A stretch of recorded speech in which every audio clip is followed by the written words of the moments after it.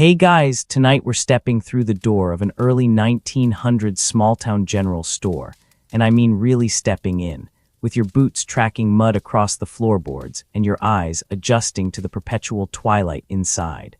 Picture this. You're pushing open a door that announces your arrival with an aggressive brass bell, and suddenly you're standing in what looks like someone tried to fit an entire civilization into a 30 by 40-foot room. Shelves groan under the weight of everything from saddle soap to coffin handles. The air tastes like a mixture of coffee beans and lamp oil, and somewhere behind the counter, a storekeeper is absolutely judging your credit history. You probably won't survive without this place literally, because where else are you getting flour in February when the snow's 3 feet deep? So before you get comfortable, take a moment to like the video and subscribe, but only if you genuinely enjoy what I do here. Drop a comment with where you're watching from and what time it is in your corner of the world. Now dim the lights, maybe turn on a fan for that soft background hum, and let's ease into tonight's journey together. The door closes behind you with a thud that feels final, like you've just entered a different dimension. And honestly, you kind of have. Outside, it's 1905 America, dirt roads, horse manure, the occasional automobile scaring livestock. But inside Hendrickson's General Store, or whatever your particular small-town establishment calls itself, you've entered a commercial wonderland that operates on rules that won't make sense for another 70 years.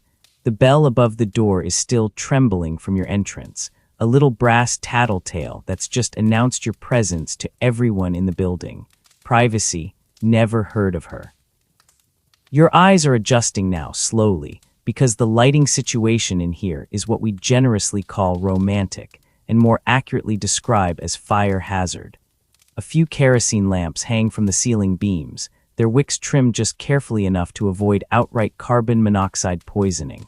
There might be 1 or 2 bare electric bulbs if this town splurged for power lines, but they're dim, unreliable, and flicker whenever someone 3 blocks away turns on their own lights. The windows at the front let in some natural light, but they're so cluttered with product displays, tobacco tins, patent medicine bottles, a hand-altered sign advertising Arm & Hammer baking soda that you're basically navigating by vibe. And what a vibe it is. The smell hits you like a physical force. Coffee beans roasting in their barrel, kerosene from those lamps overhead, pickle brine from the open barrel near the counter, leather from the horse tack hanging on the wall, tobacco from the cigar boxes stacked everywhere, and underneath it all, a bass note of wood smoke that seeped into every board. Historians still argue whether general stores had a distinctive smell or if each one developed its own olfactory signature, but honestly, you could probably find this place blindfolded in a windstorm. It smells like commerce and community, and faintly like someone's hiding spoiled meat somewhere in the back. The floor beneath your feet is wood-scarred, stained, and currently making that creak-creak-groan symphony that announces your every move. No sneaking around in here. The boards have soaked up decades of boot mud, spilled molasses, tobacco juice, yes. People just spit on the floor. It's 1905, not Paris, and the general residue of 10,000 transactions. There's sawdust scattered around, ostensibly for soaking up spills, but mainly for giving the mice something to build nests in. You'll meet those mice later. They're part of the staff. Your gaze travels upward, and this is where things get properly overwhelming. Every single surface is covered. The walls aren't walls, they're display systems. Shelves march from floor to ceiling in military precision, each one sagging slightly under the weight of merchandise. Chinese letter GOODS on one side, canned goods on another, and is that? Yes, that's a saddle hanging from the ceiling beam because apparently vertical space is fair game. Above your head, more products dangle. Bundles of rope, lanterns, wash buckets, even a couple of snowshoes waiting for winter. It's like someone challenged the storekeeper to defy gravity and they said, "Hold my sarsaparilla." The counter runs along one side of the store, a massive, scarred oak monument to capitalism that's seen more transactions than your bank app could track in a lifetime. Behind it, more shelves climb toward the tin ceiling, filled with tobacco products, patent medicines, and the mysterious items that only the storekeeper is allowed to touch. That counter is command central, and the person behind it will meet them properly in a moment, rules this empire with an account book and a suspicious squint. But here's the thing that really gets you, standing here in the doorway, the sheer density of stuff. This isn't a modern store where products face forward in neat rows with scannable barcodes and deliberate white space. This is three-dimensional Tetris played with commodities. There are barrels of flour, sugar, crackers, and pickles on the floor, big, open-topped vessels just waiting for someone to trip into them. Bolts of fabric lean against one wall. A plow blade leans against another. There's a coffee grinder bolted to the counter, a cheese wheel under glass, and about 40 different brands of soap stacked in a pyramid that defies physics. Somewhere, a cat is sleeping on a pile of feed sacks. This is both pest control and ambience. You take another step inside, and the floorboards announce it to everyone. 3 other customers glance your way, Mrs. Henderson inspecting calico prints, old Josiah warming himself by the potbelly stove in the corner. Yes, there's a stove, and yes, it's a fire hazard surrounded by flammable merchandise, and a kid with his nose pressed against the candy case like it's the Sistine Chapel. Welcome. You're not just in a store. You're in the social, economic, and gossip nerve center of an entire community. And you're absolutely not leaving without buying something, because the storekeeper has already clocked you in their mental ledger. Now that your eyes have adjusted and you're not actively concussing yourself on the hanging lanterns, let's talk about the organizational system here. And by system, I mean the beautiful chaos that somehow functions despite violating every principle of modern retail psychology. You're looking around trying to find, say, sewing needles, and your brain is melting because they could be literally anywhere. Behind the counter, possible. In that drawer under the fabric bolts, maybe. Hanging from a hook near the horse collars because the storekeeper ran out of space and decided sharp metal things was a category. Absolutely. The layout of a general store in 1905 follows one guiding principle: maximum merchandise in minimum space. Forget about sight lines or customer flow patterns or any of that modern retail strategy nonsense. This is three-dimensional product Jenga, and the only person who knows where anything is has been running this place for 20 years and can locate a specific button card in absolute darkness. You, meanwhile, are turning in circles like a confused dog because you swear you saw matches somewhere, but now all you see is boots. Let's start with the perimeter, because that's at least somewhat logical. The walls are lined with shelving units that stretch from floor to ceiling. We're talking 8, 9, maybe 10 feet high. The top shelves hold the slow-moving inventory, fancy china that nobody's bought since 1897, seasonal items waiting for their moment, and things that fell up there by accident and achieved permanent residence through sheer neglect. The middle shelves are prime real estate: canned goods, jarred preserves, boxed items with actual labels. The bottom shelves get the heavy stuff: crates of nails, bags of feed, and those massive tins of kerosene that would absolutely crush your foot if they fell. But here's where it gets fun. There is no canned vegetables section, or hardware aisle, or any of that departmental thinking you're used to. Instead, the storekeeper has created their own idiosyncratic filing system based on frequency of purchase, size of item, and what appears to be sheer vibes. Historians still argue whether general store layouts followed any regional patterns or if each storekeeper just invented their own commercial language, but from where you're standing, this looks like organized chaos with emphasis on the chaos. Take the right wall, for instance. Starting from the front, you've got tobacco products hidden over, keep them visible. Then it transitions to writing supplies because people buying tobacco might also need a pencil, apparently. Then suddenly there's a shelf of women's hair combs and tortoiseshell accessories, and below that, inexplicably, a crate of horseshoes. The logic, there is none, or rather there's a logic so specific to this storekeeper's brain that it might as well be encrypted. The left wall is slightly more coherent. Dry goods dominate here. Flour, sugar, cornmeal, coffee, the staples that keep prairie life from collapsing into starvation.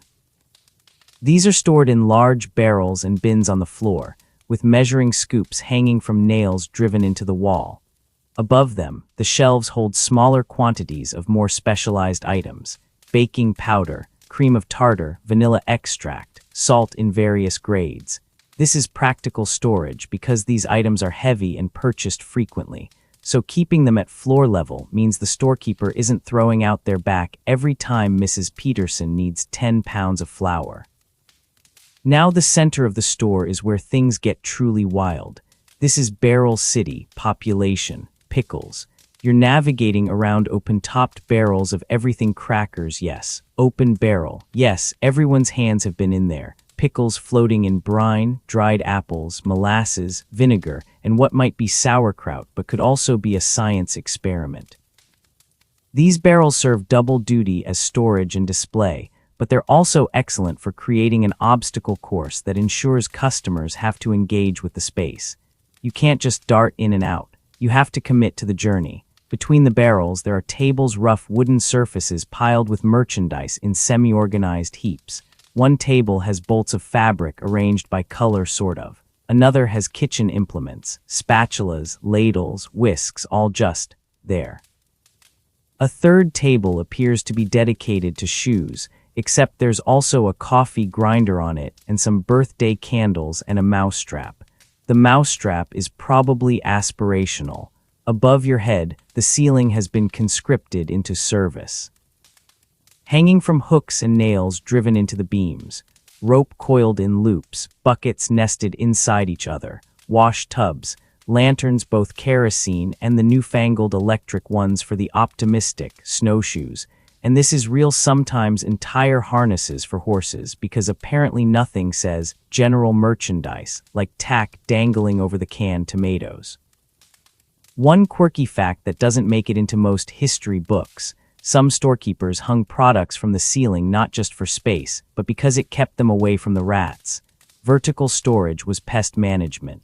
The counter area deserves its own paragraph because this is mission control. The counter itself is probably 20 feet long, scarred oak or pine, with a surface that's been worn smooth by a million transactions. Behind it, the mother lode. Shelves packed with tobacco products. This is 1905. Everyone smokes, patent medicines in their colorful bottles of lies, candy in glass jars, and the valuable items that can't be left out for customers to pocket. There's also the credit ledger, the account book, and a cash register that might be there for show because half the transactions in this place are bartered anyway.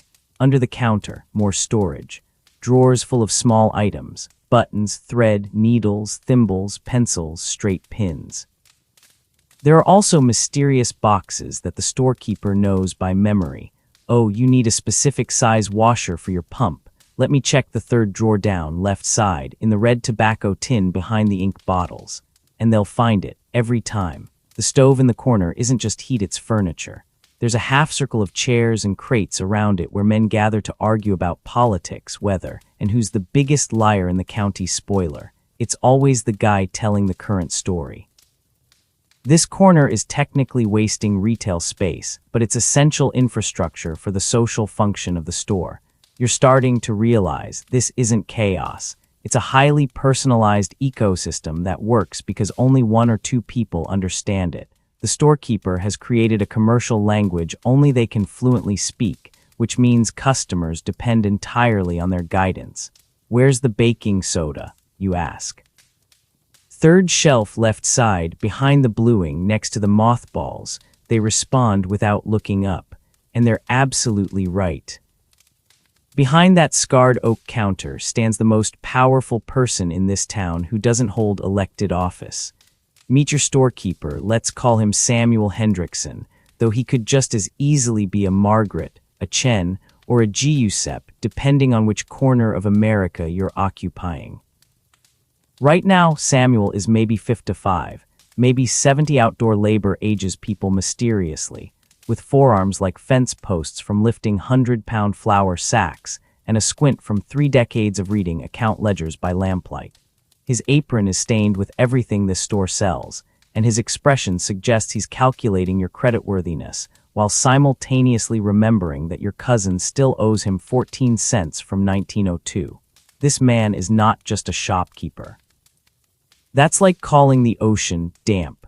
Samuel is the town banker. He extends credit to half the families in the county and holds their financial futures in that ledger under the counter. He's the therapist people tell him things they wouldn't confess to their pastor because somehow complaining about your husband while buying thread feels less official than prayer. He's the news anchor. Information flows through this store faster than telegraph wires, and Samuel curates what gets repeated and what gets quietly forgotten. And yes, occasionally, he's the undertaker's assistant, because when someone dies, they need a coffin, and guess who stocks pine boards and black fabric? Samuel's workday started at 5 this morning and won't end until 9 tonight, assuming no one shows up at 8:45 p.m. desperately needing lamp oil. He's been on his feet for most of those 16 hours, and his lower back is staging a persistent rebellion that he ignores with the stubbornness of a man who doesn't believe in admitting weakness. Right now he's weighing out sugar from the barrel, scooping it onto the brass scale, adjusting weights, pouring it into a paper cone he's folded himself because prepackaging is still mostly a fantasy in 1905. How much you need. He asks Mrs. Patterson, who's hemming and hawing because sugar is expensive, and she's calculating whether she can stretch 4 pounds to cover her baking for 2 weeks. Samuel already knows she can't. He's watched her families purchasing patterns for years. He knows they have 6 kids, that her husband's crop didn't do well last season, and that she'll be back in 10 days for another 2 pounds that she'll put on credit. But he doesn't rush her. Part of being a good storekeeper is pretending every customer's decision is brand new and important, even when you could script their purchases 6 months in advance. The thing about Samuel that makes him truly powerful, he knows everything. Not in a creepy way, well, maybe a little creepy, but in an economic surveillance way that's actually kind of impressive. He knows who's drinking too much because of how often they buy whiskey. He knows which marriages are struggling because the wives buy separate accounts. He knows who's about to lose their farm because the credit requests are getting desperate and specific. He knows which teenage boys are sweet on which girls because of how they loiter near certain families when they shop. Samuel is a one-man data collection agency, except his database is his brain and there's no privacy policy. Historians still argue whether storekeepers in this era wielded too much social power or whether they were essential community stabilizers. But from where you're standing, watching Samuel navigate 3 simultaneous conversations while measuring dry goods, it's clear he's both. He's keeping the Johnsons from starving by extending credit that might never get paid back. He's also deciding whether to cut off the Millers, which could literally ruin them. That's a lot of weight for one person in a stained apron. Behind Samuel, his wife Martha is probably working because general stores are family operations, and work-life balance won't be invented for another century.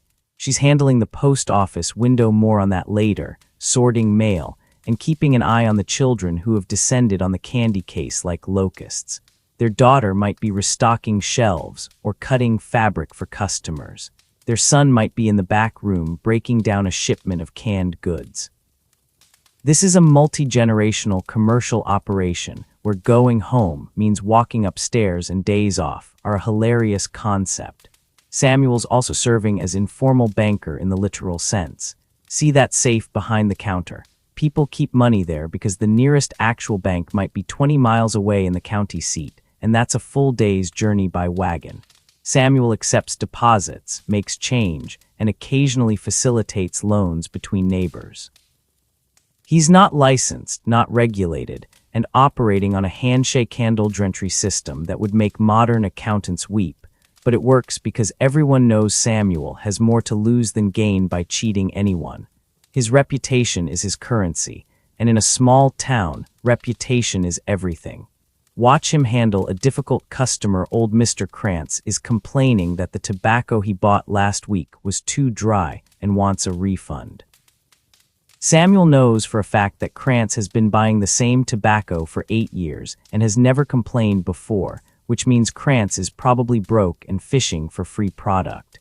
But Samuel also knows that humiliating Krantz publicly would create an enemy and damage the store's reputation for fairness. So he splits the difference, Tell you what, I'll give you a fresh pouch at half price, and we'll call it even. Krantz grumbles but accepts. Everyone watching knows what just happened, but everyone's face is saved. This is diplomacy at the retail level. One quirky detail that never makes it into the history books. Many storekeepers in this era developed their own shorthand for credit notations in their ledgers, sometimes using symbols or codes that only they could decipher. This was partly for privacy, but also for plausible deniability. If someone contested a charge, the storekeeper could reinterpret their own notes to keep the peace. Samuel's ledger probably has more asterisks and abbreviations than a medieval manuscript. The exhaustion on Samuel's face isn't just physical. It's the weight of being the person everyone depends on, everyone confides in, and everyone blames when prices go up or shipments don't arrive.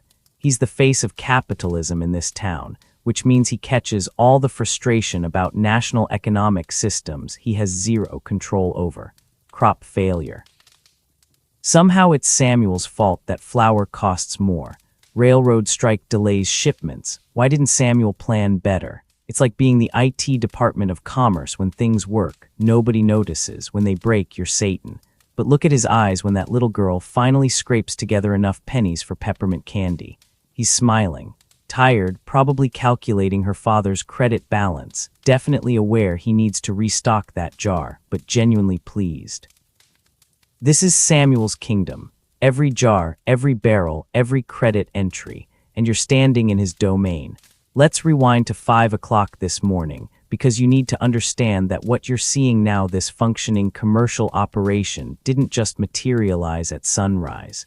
You're Samuel now, or you're his son, or whoever drew the short straw for opening duty.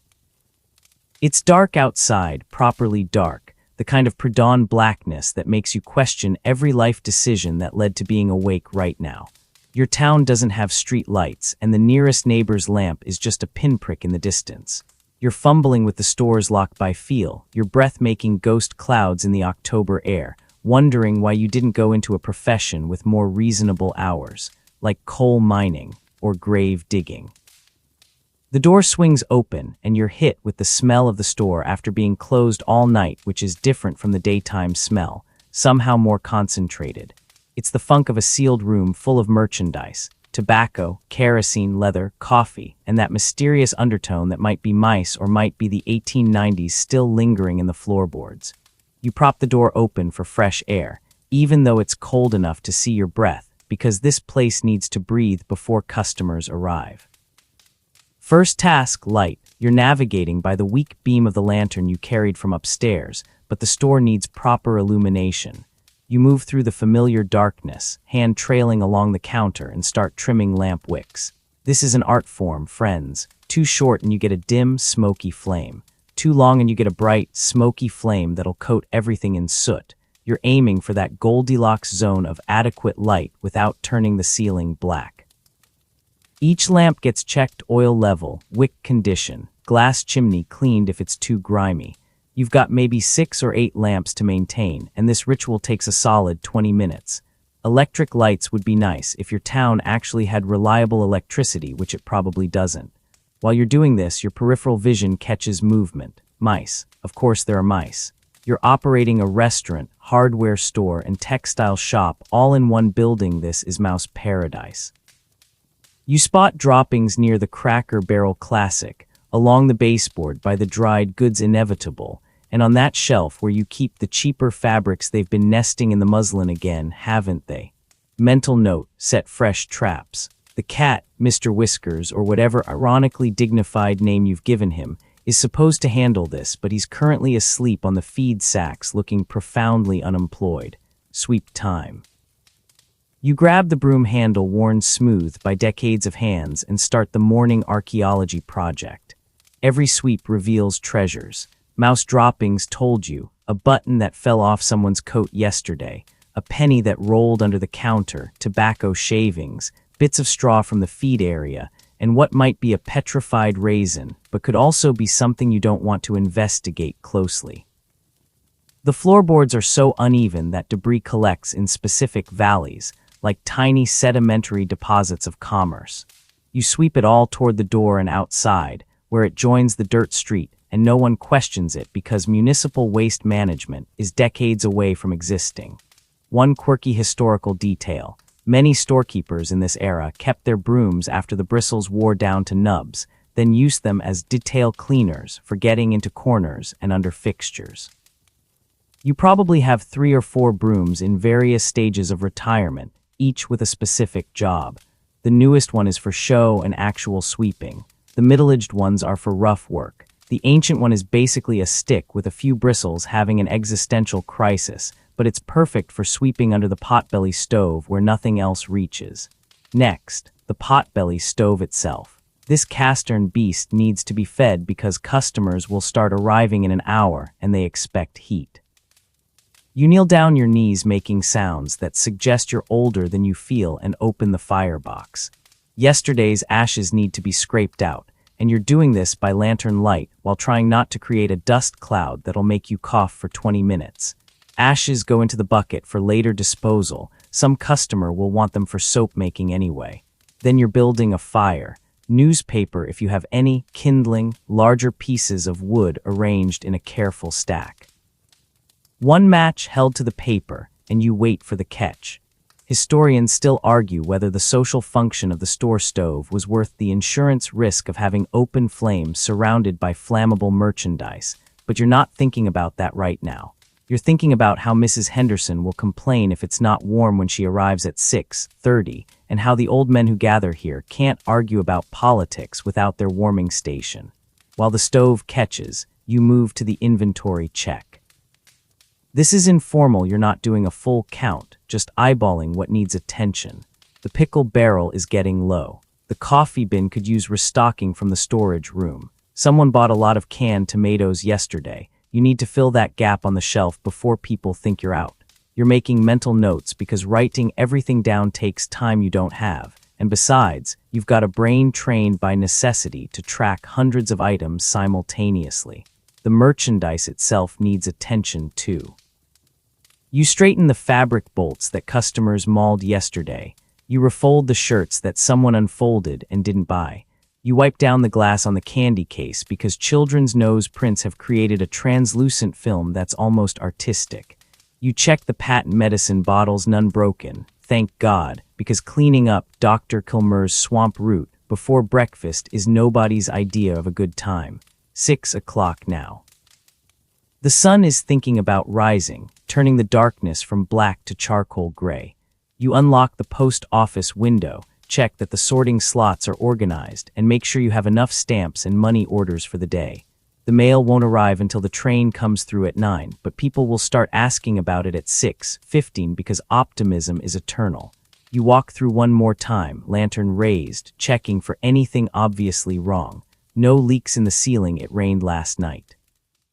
No broken windows, no evidence that someone broke in overnight to steal tobacco or tools. The cat has relocated to the counter and is washing itself with the concentration of someone clocking in for their shift. Everything smells right: coffee, kerosene, general merchandise funk. The stove is ticking as it heats up. You're ready. The store is ready. When customers arrive, they'll see a clean, organized, warm commercial space. They won't see you sweeping mouse shit in the dark. Now let's talk about the real stars of this operation, the dry goods.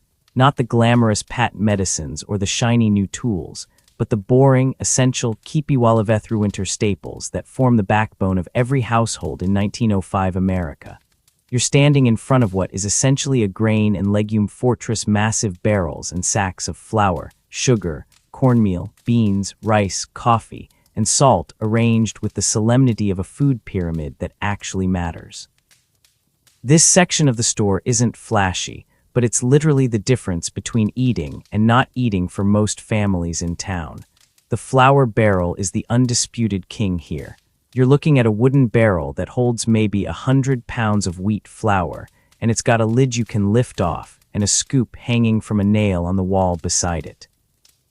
This flour is the foundation of bread, biscuits, cakes, pie crusts, gravy thickeners, and approximately 900 other recipes that keep frontier families from rioting.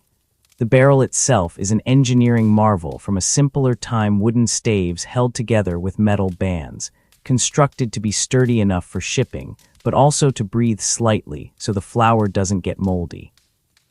Though let's be honest, some moisture still gets in, which is why you occasionally find those little weevils doing the backstroke through the product.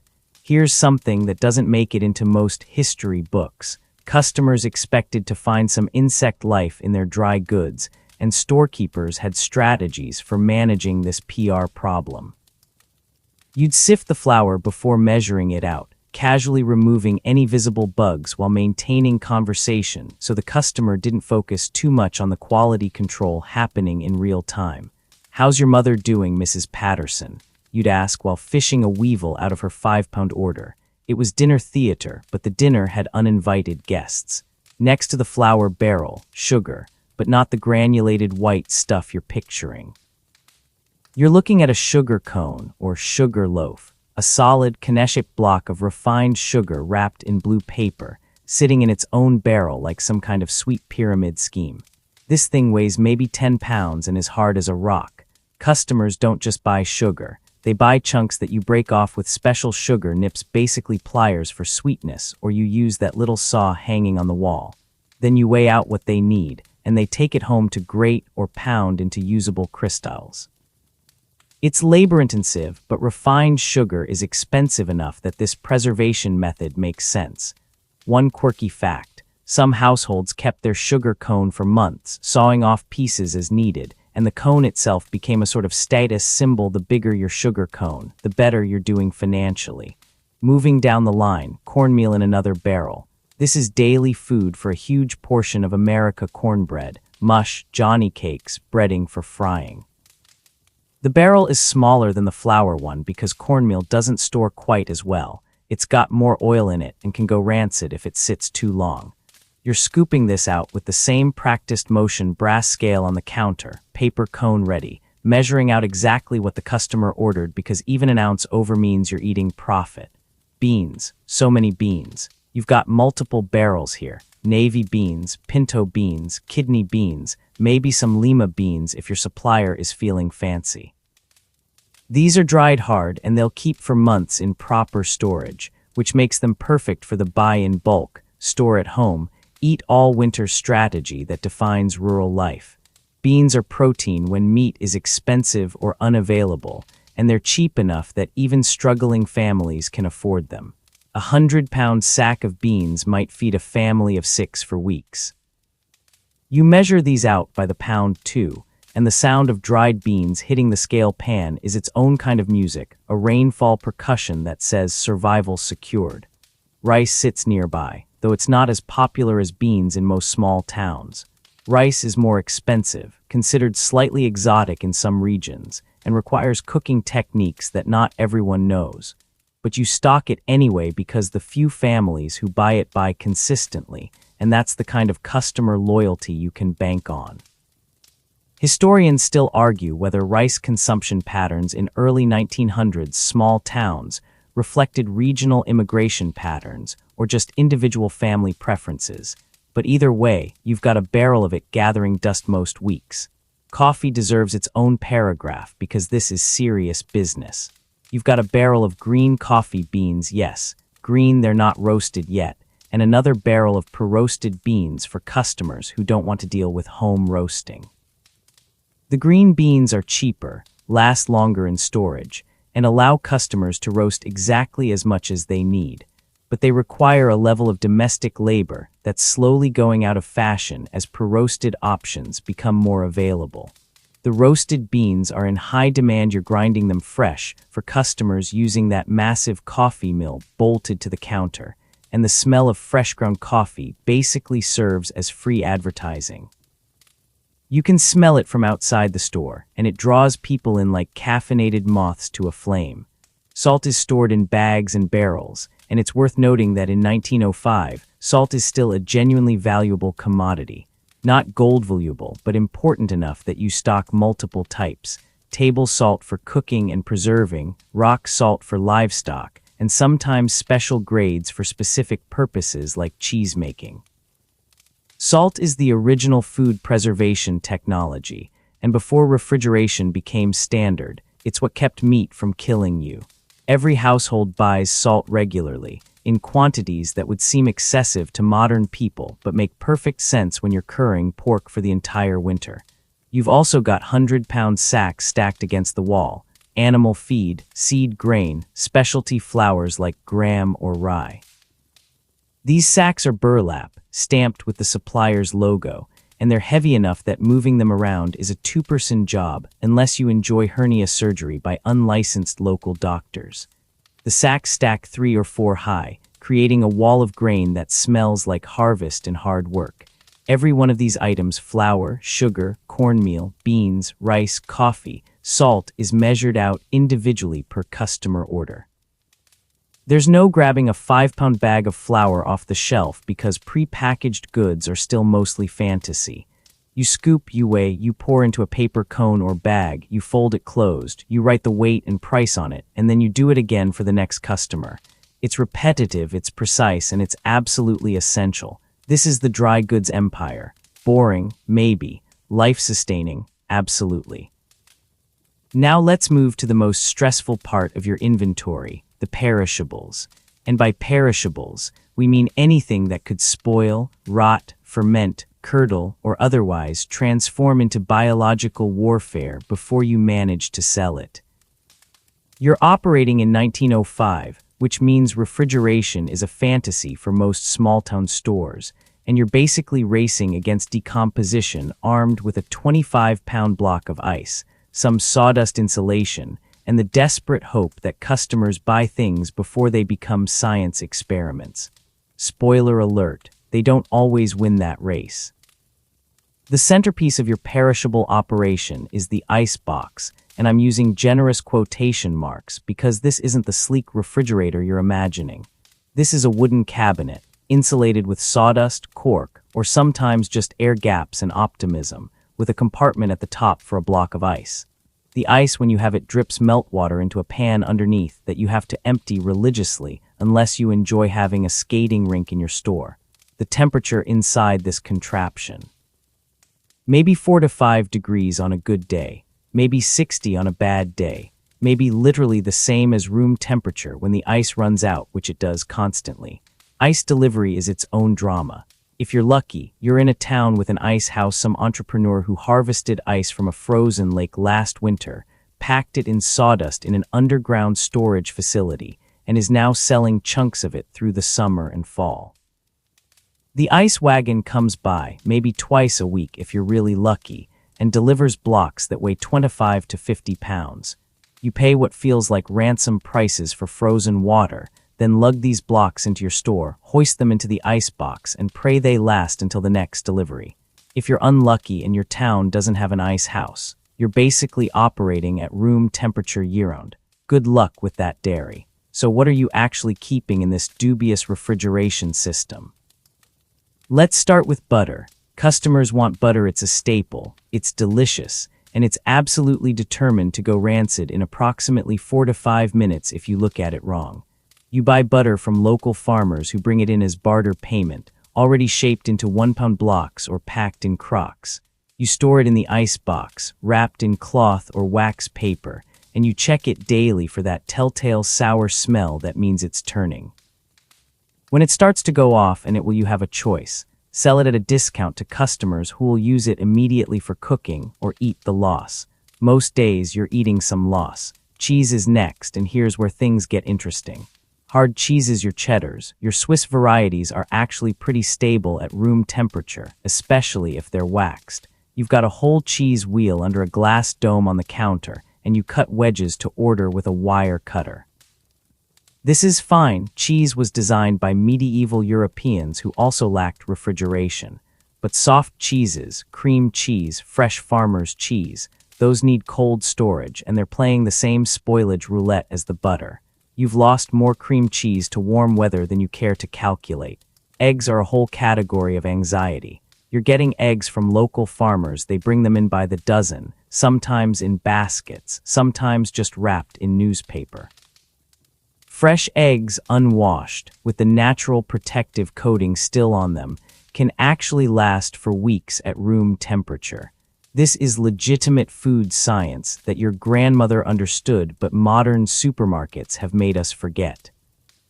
But you've also got customers who want eggs now, and you're storing them in a cool corner of the store, maybe in the ice box if there's room, rotating stock obsessively, because a bad egg isn't just spoiled merchandise, it's a stink bomb that'll clear your store faster than a fire alarm.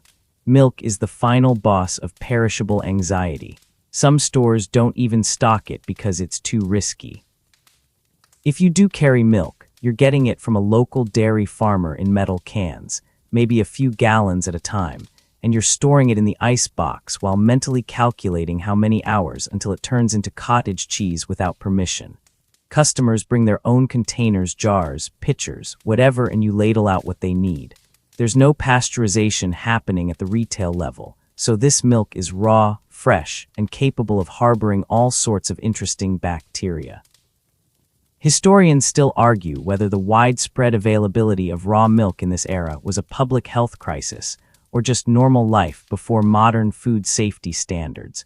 But from where you're standing, you're just hoping nobody gets sick and blames your store. One quirky detail that rarely makes it into history books: some storekeepers developed a smell test rotation where they'd sniff every perishable item first thing in the morning and last thing before closing. If it smelled even slightly off, it got pulled from sale immediately. This wasn't altruism, it was survival. One customer getting sick from spoiled butter could destroy your reputation and your business. The nose knows, and your nose is working overtime. Then there's the produce situation, which is limited but present. You might have apples in the fall, they store well in a cool, dark place and can last months. Potatoes, onions, root vegetables, these live in bins or barrels in the coolest corner of your store, and they're relatively forgiving. But anything else, lettuce, tomatoes, berries, fresh vegetables, those are seasonal luxuries that you stock when local farmers bring them in, and you sell them fast or you compost them.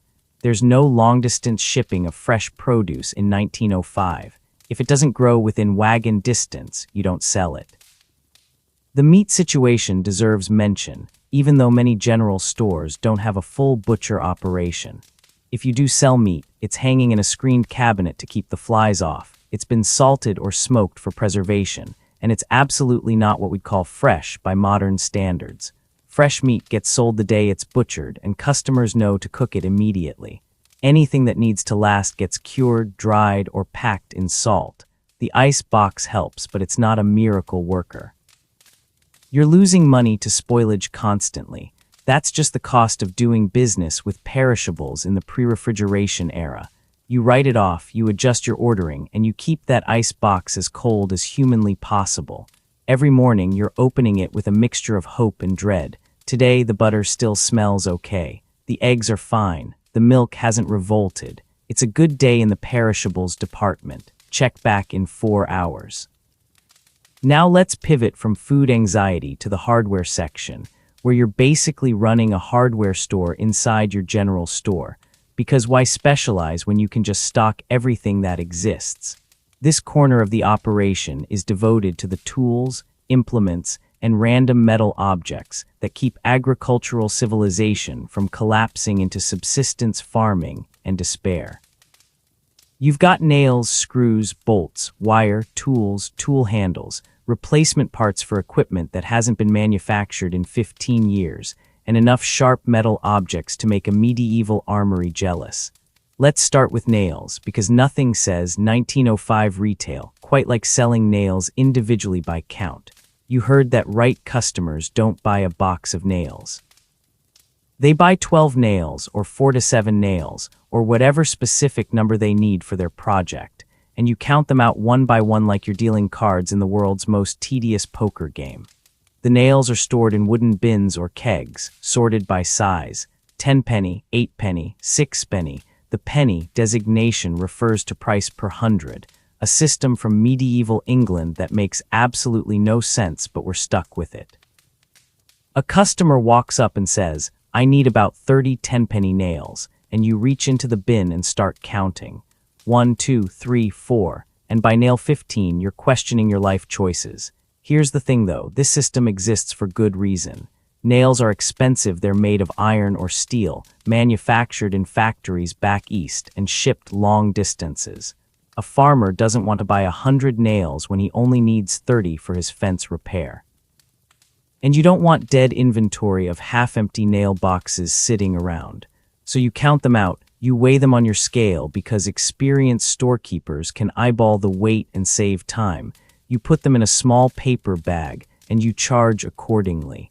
It's tedious, but it's economically rational in an era before mass-market packaging.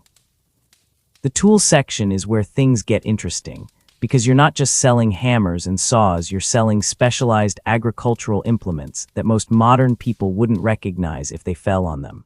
You've got scythes hanging on the wall, their curved blades wrapped in cloth to protect customers and merchandise from impromptu amputations.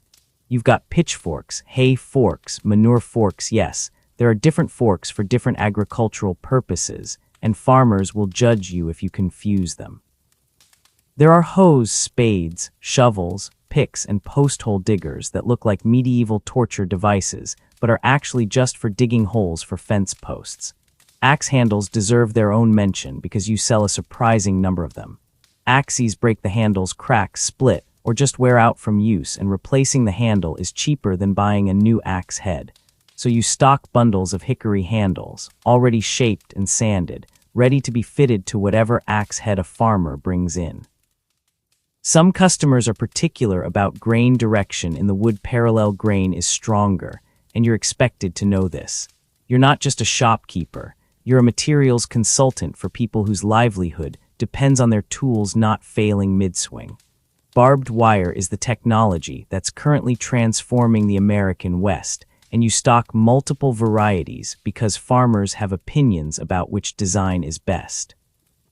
You've got Glidden's two-ear with barbs twisted around one strand. You've got Baker's wire with sheet metal barbs. Maybe you've got some of the newer designs with 4-point barbs.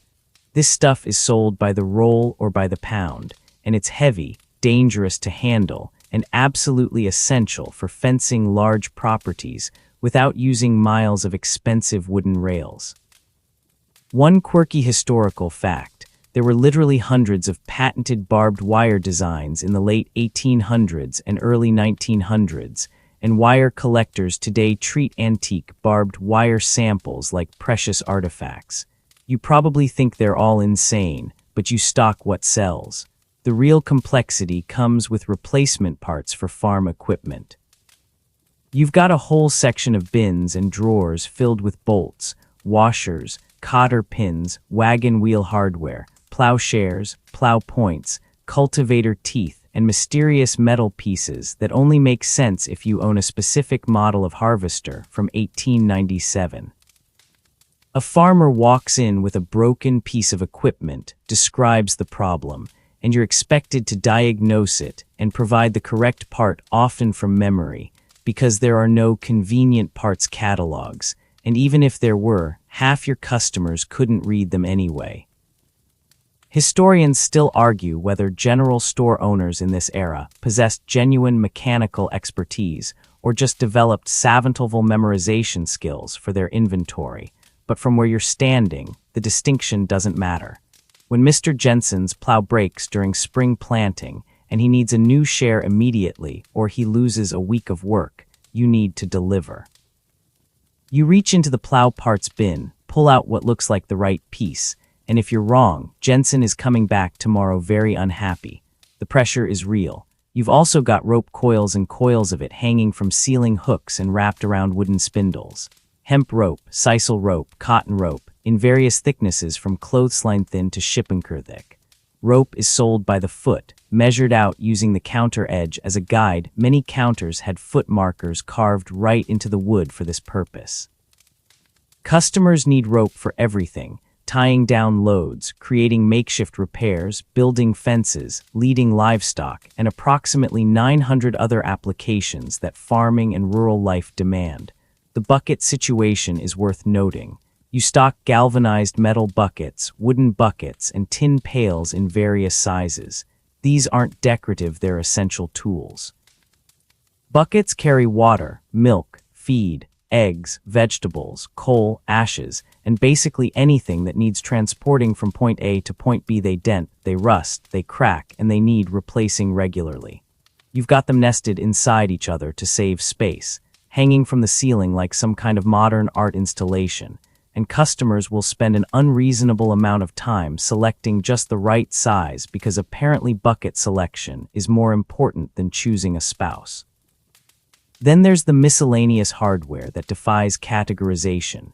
Chains, padlocks, hinges, hasps, door latches, window hardware, stove parts, lamp parts, barrel hoops, and items you're not entirely sure what they're for, but you stock them because old man Patterson bought one in 1903 and might need another. This is the archaeological layer of hardware products that have been in your inventory so long they've achieved vintage status without anyone noticing. Wire of all types lives here too. Smooth wire for repairs, wire mesh for chicken coops, picture a hanging wire for the one fancy customer who has actual framed art. You cut it to length with wire cutters that are older than you are. The expertise required to run this section is genuinely impressive. You need to know not just what you stock, but what it's used for, what it's compatible with, and what alternatives exist when you're out of the exact item someone needs. I don't have that specific bolt, but this one is close enough if you file down the threads slightly. That's the kind of technical consultation you're providing daily. This isn't just retail. It's agricultural technical support with a side of metallurgy consulting. Now let's move to the most morally questionable section of your store, the medicine counter. And I want you to brace yourself, because what you're about to sell to unsuspecting customers makes modern pharmaceutical regulation look like the greatest achievement of human civilization. We're talking about an era before the Pure Food and Drug Act of 1906, which means basically anyone with a printing press and a bottle could claim their mystery liquid cures everything from tuberculosis to moral weakness. You're standing behind a counter lined with colorful bottles, tins, and boxes, each one making promises it absolutely cannot keep, and you're about to sell them with a straight face because this is 1905 and snake oil is a legitimate business model. Let's start with the star of the show, Mrs. Winslow's soothing syrup for teething bobbies. The bottle is right there on your shelf, pretty label, reassuring name, and a formula that contains morphine. Yes, morphine. You're selling morphine to mothers for their cranky infants, and it absolutely works. Bobbies stop crying because they're drugged into unconsciousness. Is this good parenting? No. Is it effective marketing? Absolutely. The mothers love it because their bobbies finally sleep, and you love it because it's one of your best-selling items.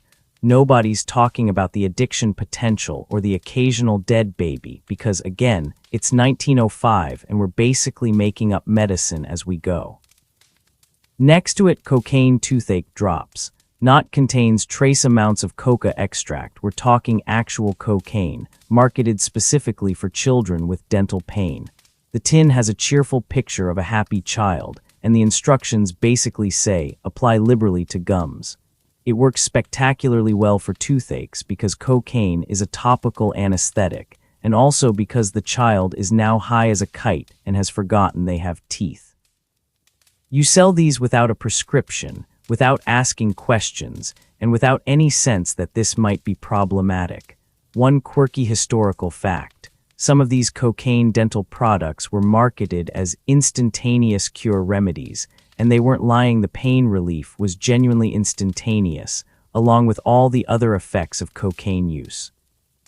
The shelves behind you are packed with patent medicines, trademarked formulas with secret ingredients that are protected by law but not actually patented because patenting would require disclosing what's in them, and disclosure would reveal they're mostly alcohol. You've got bottles of Lydia E. Pinkham's vegetable compound for female complaints, translation, menstrual issues and menopause symptoms, which is approximately 18% alcohol. You've got Hestetter's stomach bitters, which claims to cure digestive issues but is really just whiskey with herbs. There's Warner's Safe Cure for kidney disease, Ayer's Cherry Pectoral for coughs, and about 40 other bottles whose primary active ingredient is ethanol at percentages that would make them legally liquor in modern times. Here's the thing. These medicines are mostly nonsense. You're not stupid. You've watched customers drink entire bottles of tonic and get drunk while claiming they feel healthier. You've seen people develop dependencies on their headache medicine that contains opium. But you also know that medicine in 1905 is basically primitive. Actual effective treatments for most conditions don't exist yet. Real doctors can't do much better than you can with your bottle of mysterious syrup. At least your morphine-laced cough suppressant actually suppresses coughs, even if it also suppresses consciousness and free will. The profit margins on patent medicines are obscene. You buy these bottles from traveling salesmen or through mail-order catalogs, paying maybe 15 cents per bottle, and sell them for 50 cents to $1. That's a 300% markup on products that cost pennies to manufacture. These medicines are keeping your store financially viable, especially during slow retail periods when nobody's buying flour or nails. A shelf of colorful medicine bottles represents pure profit, and you stock them prominently where customers can see them while waiting at the counter. Let's talk about some of the wilder claims you're casually endorsing. You've got Dr. Kilmer's Swamp Root, which allegedly cures kidney, liver, and bladder problems through a formula that is, you guessed it, mostly alcohol with some plant extracts. There's Peruna, the tonic that claims to cure catarrh, a catch-all term for basically any mucus-related complaint, and is 28% alcohol by volume, stronger than most wine. You've got electric belts that promise to restore male vitality through the power of static electricity and hope. These belts don't do anything except make customers feel like they're being proactive about their health problems, but they sell because people are desperate and medical science is failing them. Historians still argue whether patent medicine peddlers were cynical fraudsters or genuinely believed in their products, but from where you're standing, the distinction is academic. You believe these medicines work because you need to believe it. Your customers trust you, and selling them useless or harmful products while knowing they're useless would be morally unbearable. So you engage in a kind of collective delusion where everyone pretends the bottles with fancy labels contain actual cures, and when they don't work, well, maybe the customer didn't follow the directions correctly. The medicine counter also stocks legitimate items that actually do something. Castor oil, a powerful laxative that works exactly as advertised. Epsom salts, magnesium sulfate, genuinely useful for soaking sore muscles. Iodine for disinfecting wounds, carbolic acid for cleaning, and quinine for malaria, one of the few patent medicines that actually contains its advertised active ingredient and works. These products are mixed right in with the snake oil, creating a confusing landscape where customers can't tell what's real medicine and what's flavored alcohol in a fancy bottle. You also stock medical supplies, bandages, cotton wool, adhesive plasters, early band-aids, medical syringes, enema equipment. Don't ask, but people bought a lot of enemas in 1905, hot water bottles, and all the random paraphernalia that home healthcare requires when hospitals are rare and doctors are expensive. These items are actually useful, and selling them feels more honest than selling Dr. Strangegoop's miracle elixir. The medicine section has its own little ecosystem of repeat customers. Mrs. Anderson comes in every week for her nerve tonic opium tincture that she's been taking for 5 years and is absolutely definitely not addicted to. She just needs it for her health. Mr. Peterson buys the same cough syrup every month, the one with morphine, and he's developed a curious cough that never quite goes away, but requires constant treatment. You're not a doctor, you're not diagnosing anything, you're just providing products that customers request, but deep down you know you're facilitating dependencies while calling it healthcare. The bottles themselves are beautiful, though cobalt blue glass, elaborate labels with medical symbols and testimonials, embossed lettering that makes everything look official and trustworthy. Marketing in this era is all about the packaging, and these medicine bottles are designed to inspire confidence. The fancier the bottle, the more you can charge, regardless of what's actually inside. You arrange these bottles at eye level, dust them weekly, and recite their benefits to customers with the confidence of someone who's never actually read a medical textbook. This here's good for what ails you, you say, and somehow that's enough. Welcome to healthcare before regulation. Try not to get addicted. Let's move to what is simultaneously the most colorful and most agonizing section of your store: fabrics, buttons, and sewing notions. This is where time goes to die, because Mrs. Henderson has been standing in front of your calico display for 4 to 5 minutes trying to decide between the rose print and the blue floral. And this decision genuinely matters because she's getting maybe one new dress this year, and it needs to last until 1907. You're running a textile department inside your general store, and the stakes are higher than you'd think for what amounts to decorated cloth and small metal fasteners. The fabric section takes up serious real estate. An entire wall of shelving holds bolts of fabric stacked horizontally, organized by type and somewhat by color, though your color coding system is more vibes than Pantone. You've got calico, cheap printed cotton that's the backbone of working women's wardrobes, gingham, those checkerboard patterns that say practical farm wife, muslin, plain, sturdy, boring but essential, percale, slightly fancier cotton for people with pretensions, flannel for winter everything, and maybe some wool suiting if you're feeling ambitious. Each bolt is a roll of fabric maybe 12 to 16 yards long, wrapped around a wooden core, and heavy enough that moving them requires actual upper body strength. Here's what modern people don't understand. In 1905, there is no ready-to-wear clothing section at your store. No racks of dresses, no shelves of pants, no bins of socks. Okay, maybe some socks, but they're hand-knit or expensive factory goods. If you want clothing, you make it yourself, or you pay a seamstress, or you go without, which means fabric selection isn't casual shopping, it's infrastructure planning. That calico Mrs. Henderson is examining will become her everyday dress, the thing she wears while cooking, cleaning, gardening, and attending church. It will get washed weekly, scrubbed on a washboard, hung to dry, ironed with a heavy flat iron, and worn until it literally disintegrates.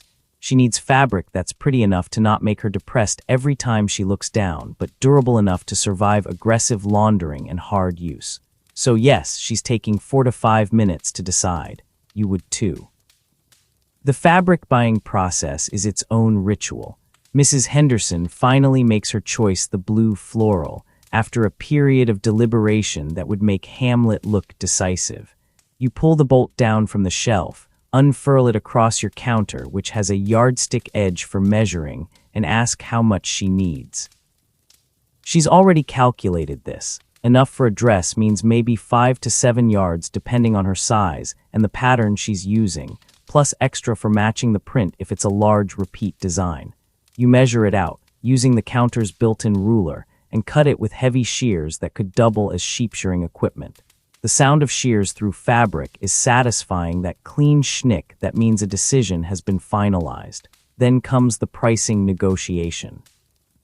Calico might be 8 to 12 cents per yard, which doesn't sound like much until you realize that's about 2 to 3 hours of labor for a working man in 1905. 6 yards of fabric costs 7 to 2 cents, which is a significant household expense. Some customers want it on credit. Some pay cash, and you can see them mentally recalculating their budget for the month. One quirky historical detail: some storekeepers kept fabric scraps and remnants from cutting, then sold them as piece bags for quilting. Nothing went to waste, and those scraps generated additional revenue. The button and notion section is where things get microscopically detailed.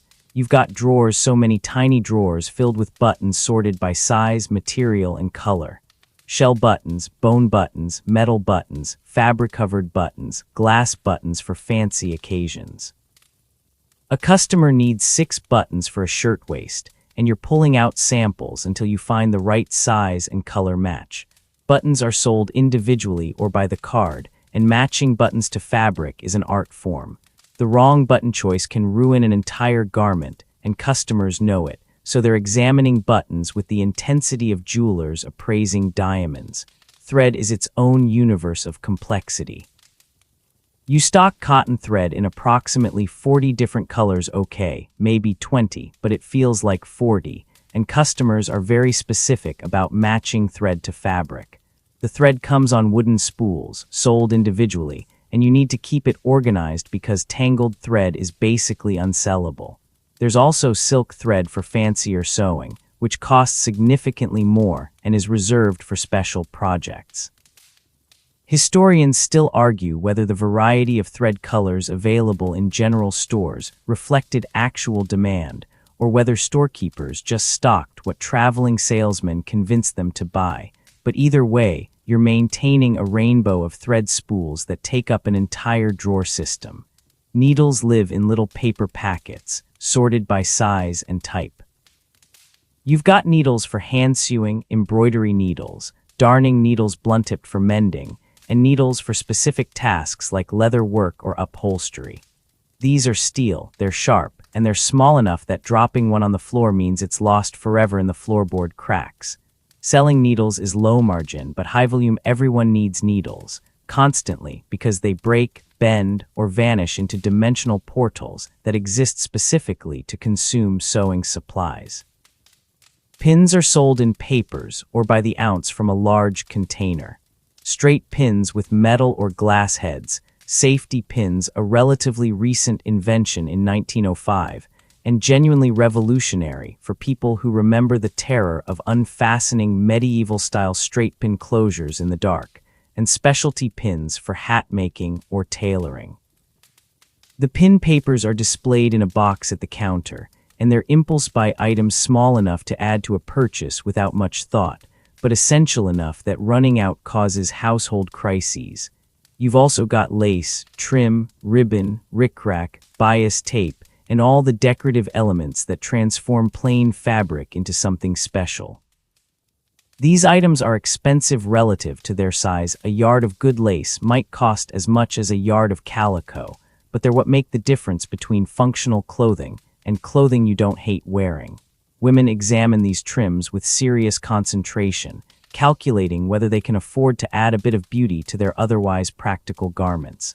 Elastic is available but expensive, used mainly for undergarments and special applications. Most clothing in this era relies on buttons, hooks and eyes, or ties for closure. You stock hooks and eyes in various sizes, tiny ones for delicate garments, larger ones for heavy coats. These are sold in sets on cards, and matching the right size hook to the right size eye is more complicated than it should be. The expertise required to run this section is genuinely impressive. You need to know fabric weights, understand garment construction, advise on appropriate materials for different projects, calculate yardage requirements, and handle the psychology of customers making significant financial decisions. When someone asks if this gingham will hold up to heavy washing, you need to answer honestly because your reputation depends on it. Mrs. Henderson finally leaves with her 6 yards of blue floral calico, 2 spools of matching thread, a paper of needles, and 8 buttons.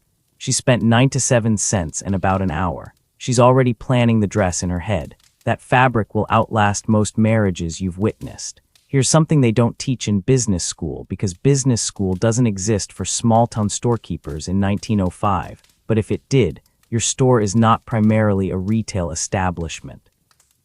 It's a social network made of wood and gossip, and merchandise is just the excuse people use to justify hanging around for 2 hours discussing who's courting whom and whether the railroad is planning to extend the line through town. You're operating Facebook, Twitter, the town hall, and the local newspaper simultaneously, except instead of algorithms, you've got Mrs. Patterson's aggressive nosiness and Mr. Johnson's inability to keep a secret. The flow of information through your store is genuinely faster than any official communication system. The telegraph office is 3 blocks away, the newspaper publishes once a week, and the mail arrives once daily. But gossip is real-time, constantly updating, and distributed through a network of customers who treat your store like a multimedia platform for social intelligence gathering.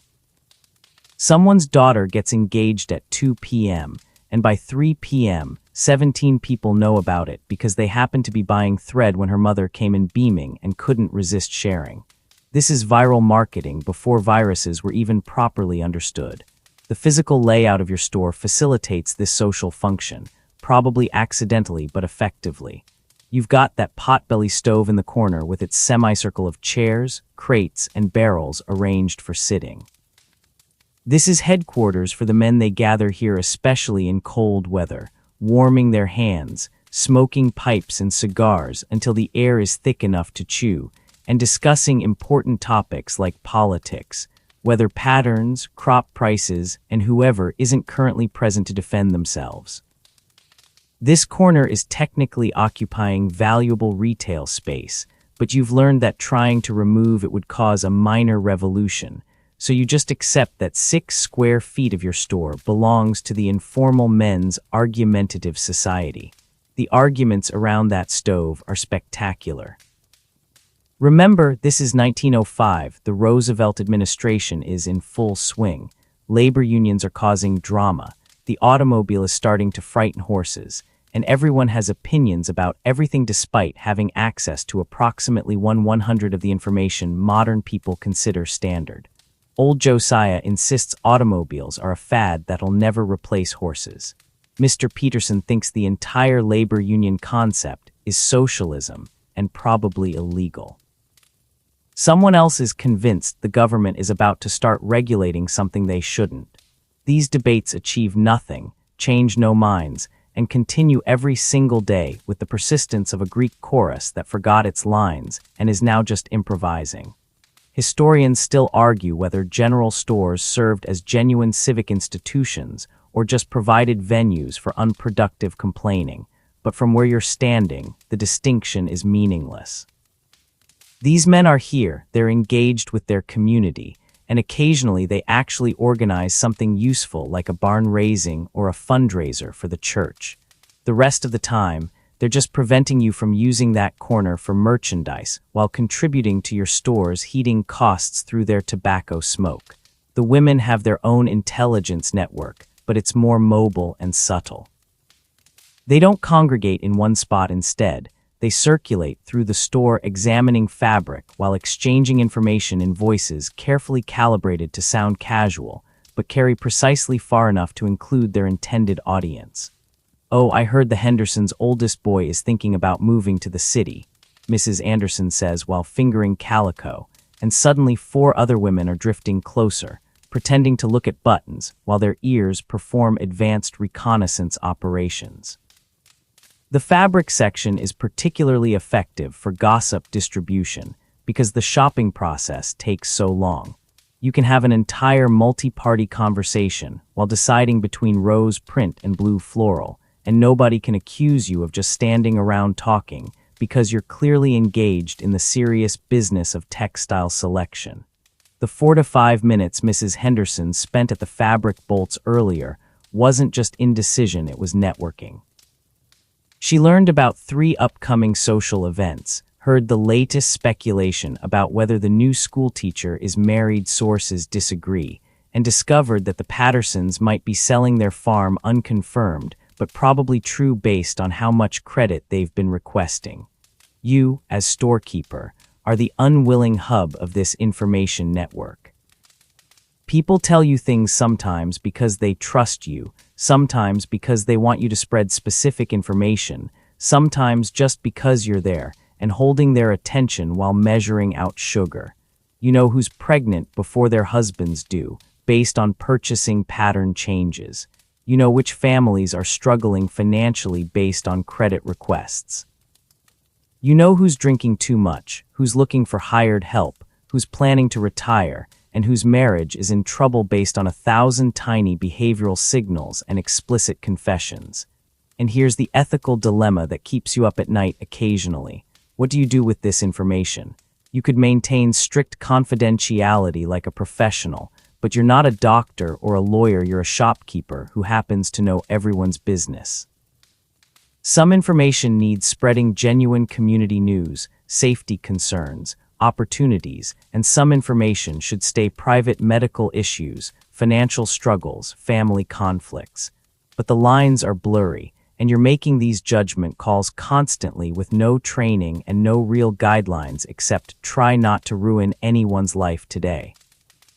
One quirky historical fact: many general stores developed informal protocols where certain types of information were only shared in specific contexts.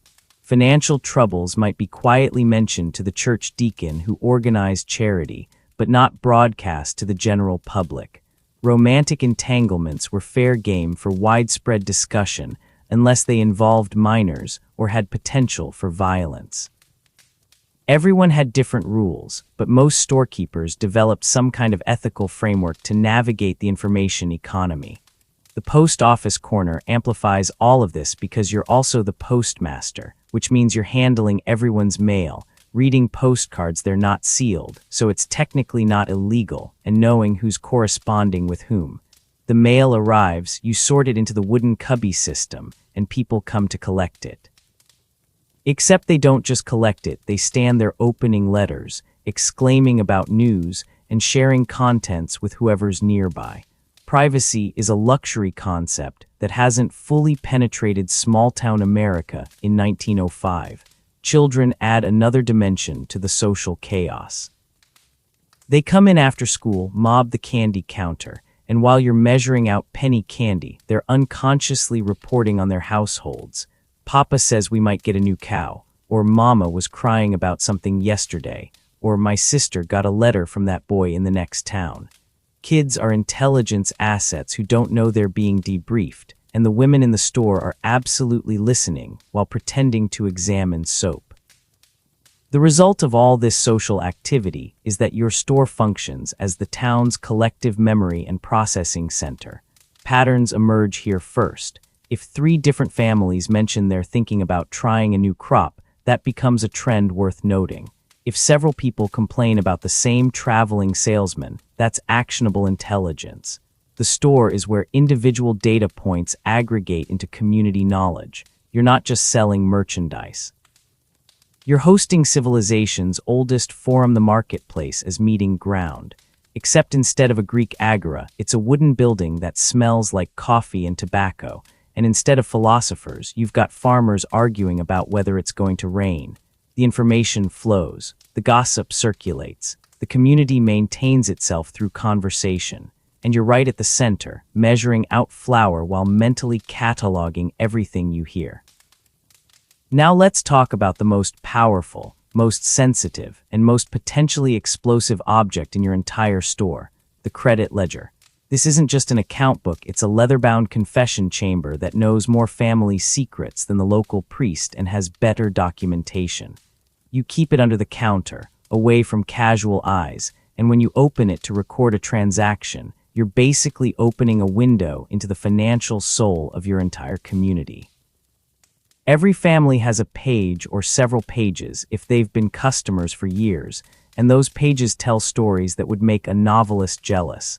Stories of struggle, ambition, desperation, slow decline, and occasionally miraculous recovery. The ledger itself is substantial, maybe 10 inches by 14 inches, bound in worn leather that's been handled so much it's developed a patina of human contact. The pages are heavy paper, ruled with lines for entries, and your handwriting fills them in neat columns. Date, item purchased, quantity, price, payment received, balance remaining. Some pages are pristine, the wealthy families who pay cash and never carry debt. Most pages look like archaeological records of survival economics, with entries dating back years and balances that grow, shrink, and grow again in seasonal patterns that mirror agricultural life. Here's how credit works in your store, because this system is fundamental to rural American commerce in 1905. Most families don't have cash. Not they're choosing not to pay cash, they genuinely don't have money for most of the year. Farmers get paid once annually when they sell their crops, or maybe twice if they have different harvest seasons. The rest of the year, they're living on hope, stored food, and your willingness to extend credit. So they come in, they buy flour and sugar and fabric and lamp oil, and you write it down in the ledger. The debt accumulates from January through October, and then at harvest time they pay off what they can. If it's a good harvest, the page gets cleared. If it's a bad harvest, the debt rolls over to next year, and you're both quietly worried about whether it'll ever get paid. The ledger reveals everything. You can flip to the Peterson family page and see they're buying increasing amounts of whiskey. Mr. Peterson's drinking is getting worse, and the family budget is suffering for it. The Henderson page shows steady, reasonable purchases paid off reliably every November. These are stable, well-managed people.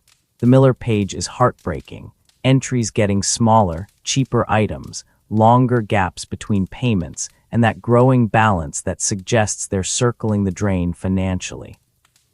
One more bad harvest and they'll lose the farm, and you both know it, but neither of you is saying it out loud. You know who's pregnant because their purchasing patterns shift. More fabric for baby clothes, more soap, different types of food.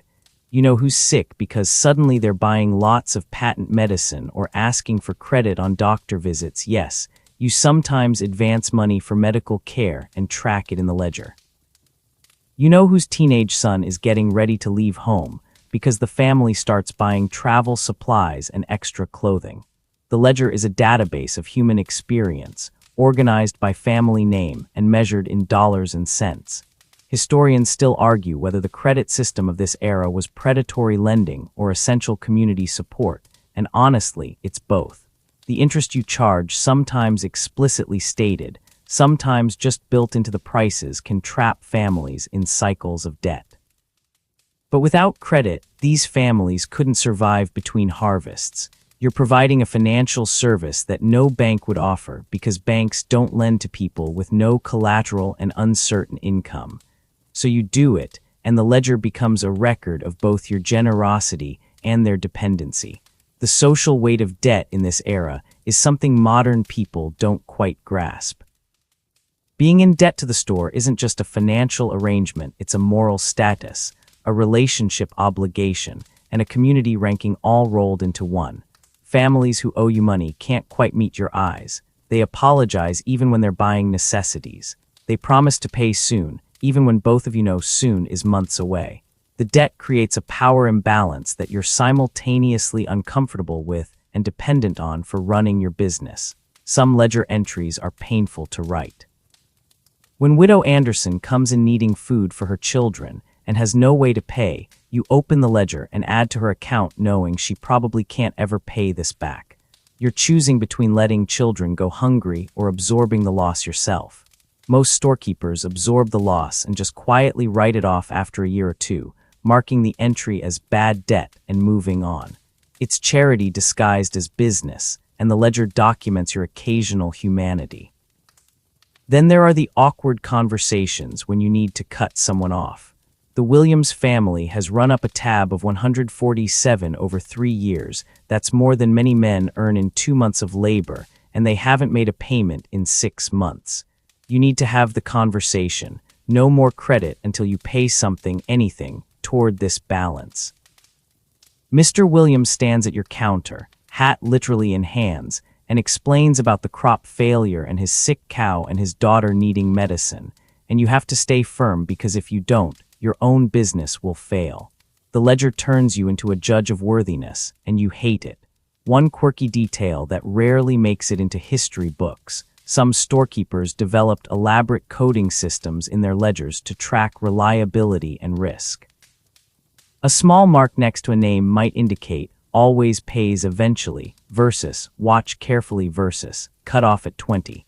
These codes were personal, idiosyncratic, and essential for managing risk in a system with no credit scores or background checks. The ledger also reveals seasonal patterns across the whole community. In spring, everyone's buying seeds and asking for credit. Summer shows food purchases increasing as families run low on stored provisions. Fall is payment time pages fill with cash receipts and balances dropping. Winter shows heating fuel purchases and lean times. The ledger is a written record of agricultural America's economic heartbeat. You protect this ledger obsessively. It stays under the counter. It never leaves the store. And on nights when you're particularly worried about fire, you consider what you'd grab if you had to evacuate. The ledger is probably second only to your family, because without it, you have no record of who owes what. and that information represents thousands of dollars and years of business relationships. Some storekeepers made duplicate copies by hand every few months just for insurance. The moral complexity of the whole system weighs on you. You're helping people survive, but you're also profiting from their struggles. You're providing essential credit, but you're also creating relationships of dependency. When you mark down that Mrs. Patterson bought fabric on credit for her daughter's wedding dress, a luxury purchase that's adding to their family debt, are you enabling joy or enabling irresponsibility? You close the ledger after recording today's transactions. The leather cover makes a solid thump. Somewhere in these pages, every family's dignity and desperation are carefully documented in your handwriting. Right on schedule, it's Tuesday afternoon, and you hear the distinctive sound of a wagon pulling up outside, followed by the thud of heavy sample cases hitting the ground. The traveling salesman has arrived, or as he's known in the trade, a drummer, allegedly because these men used to drum up business by literally beating drums to announce their arrival, though the ones you deal with rely more on aggressive handshakes and questionable promises. This particular specimen is named Chester, or Harold, or possibly Jim. He introduces himself differently every visit, and he's here to convince you to stock products you absolutely don't need, and will definitely regret ordering in approximately 3 months when they arrive and don't sell. Chester Harold Jim pushes through your door with the confidence of a man who's been thrown out of better establishments than yours. He's wearing a suit that was probably impressive in 1902, but has since achieved a patina of trained soot and desperation. His sample case's 2 enormous leather-bound trunks contain miniature versions of everything his company manufactures: toys, tools, patent medicines, household gadgets, and mysterious items that defy categorization. He sets these cases on your counter with a theatrical flourish, like a magician about to perform the world's most commercial trick. My friend. He announces as if you've been friends for years instead of barely tolerating each other through quarterly transactions. Have I got opportunities for you today? Your customers are going to thank me personally for bringing these innovations to your fine establishment. The flattery is aggressive and insincere, but you're already mentally calculating whether you have time for this performance or if you should just order your usual stock and end the interaction before he gets warmed up. The thing about drummers is that they exist in a weird professional space between legitimate salesmen and outright con artists, and individual specimens fall anywhere along that spectrum. Some represent real companies with actual products, the salesman for Sears Roebuck, Montgomery Ward, or established manufacturers who show you catalogs and take orders that will genuinely arrive as promised.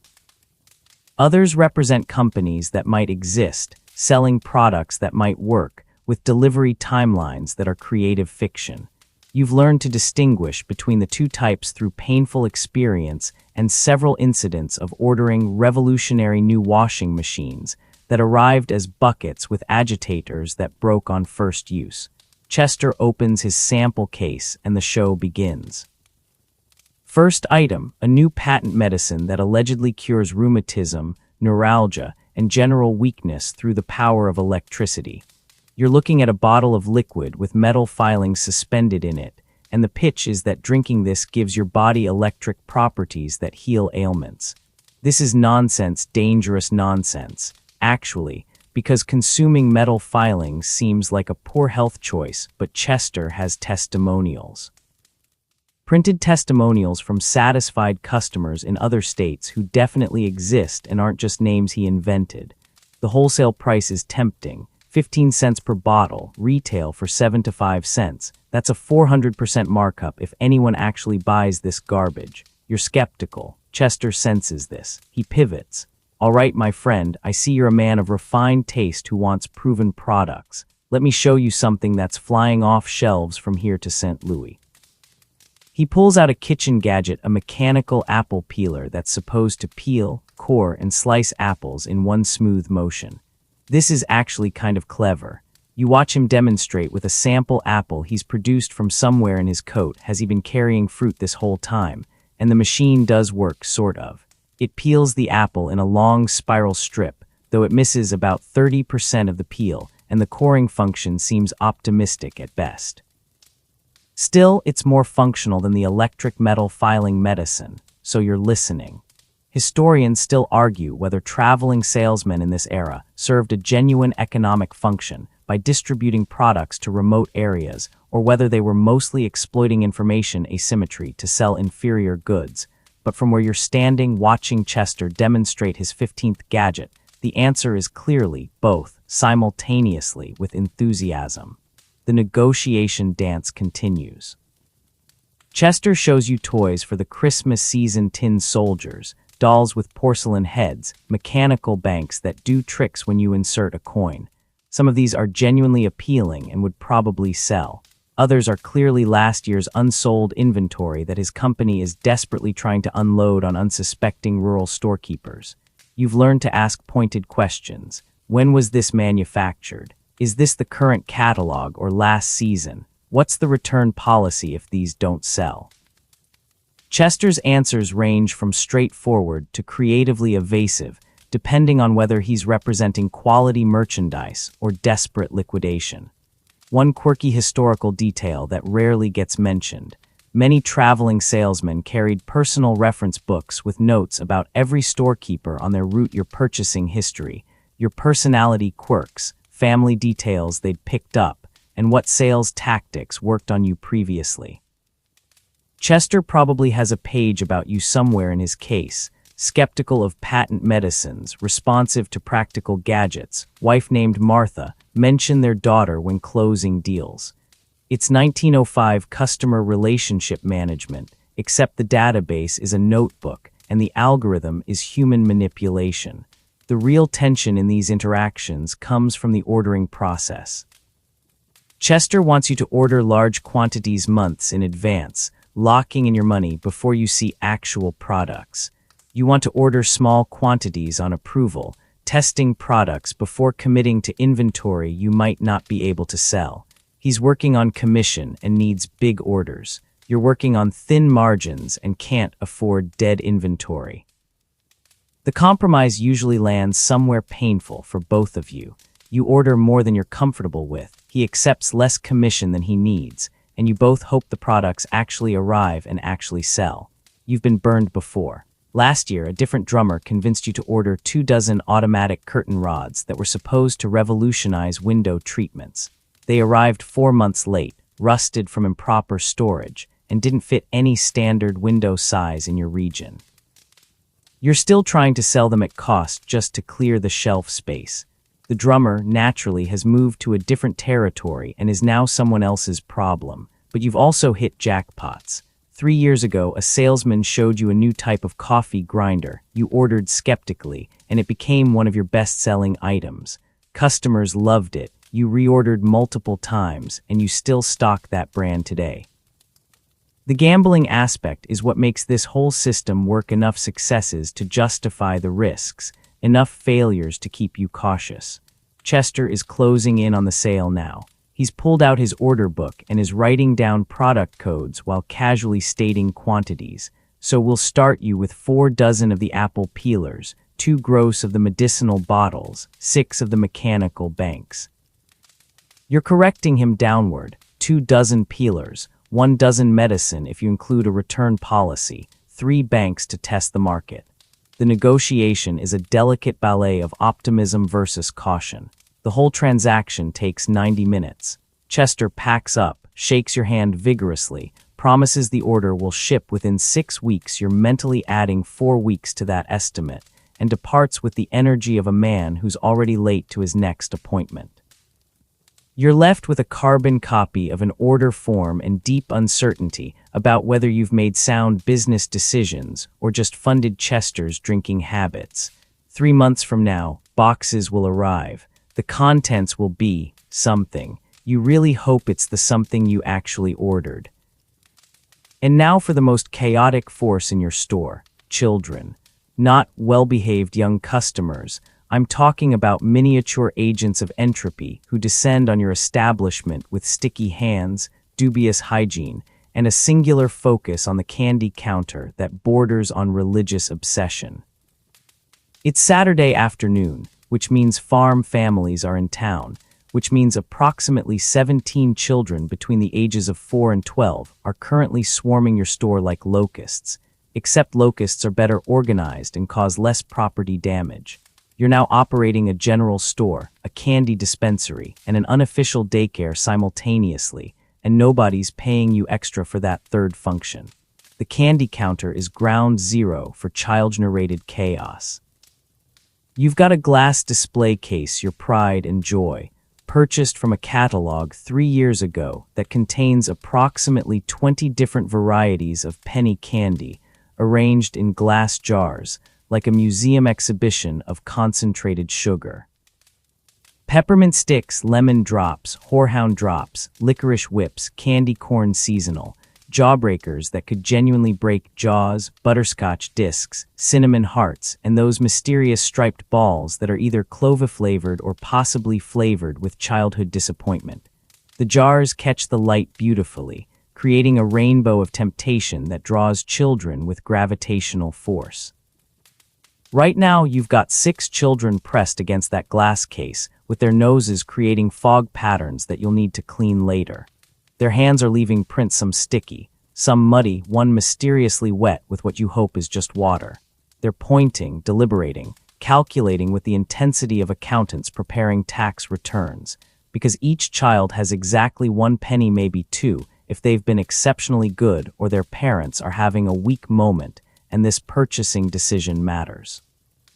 Do you get 2 small candies or 1 large one? Do you go with the familiar peppermint or risk the unknown territory of those new lemon drops? This is legitimate economic decision-making, and you're watching it happen in real time at a height of approximately 3 feet. "I want the red one," announces Tommy Peterson, pointing vaguely at about 12 different red candies. You've learned to develop telepathy for situations like this based on Tommy's age, family budget, and previous purchase history. He probably wants the cinnamon heart, but you confirm anyway because getting this wrong creates dramatic tears that disturb other customers. "The cinnamon heart," you ask. He nods enthusiastically, hand already extended with a penny that's been clutched so tightly it's warm and slightly damp.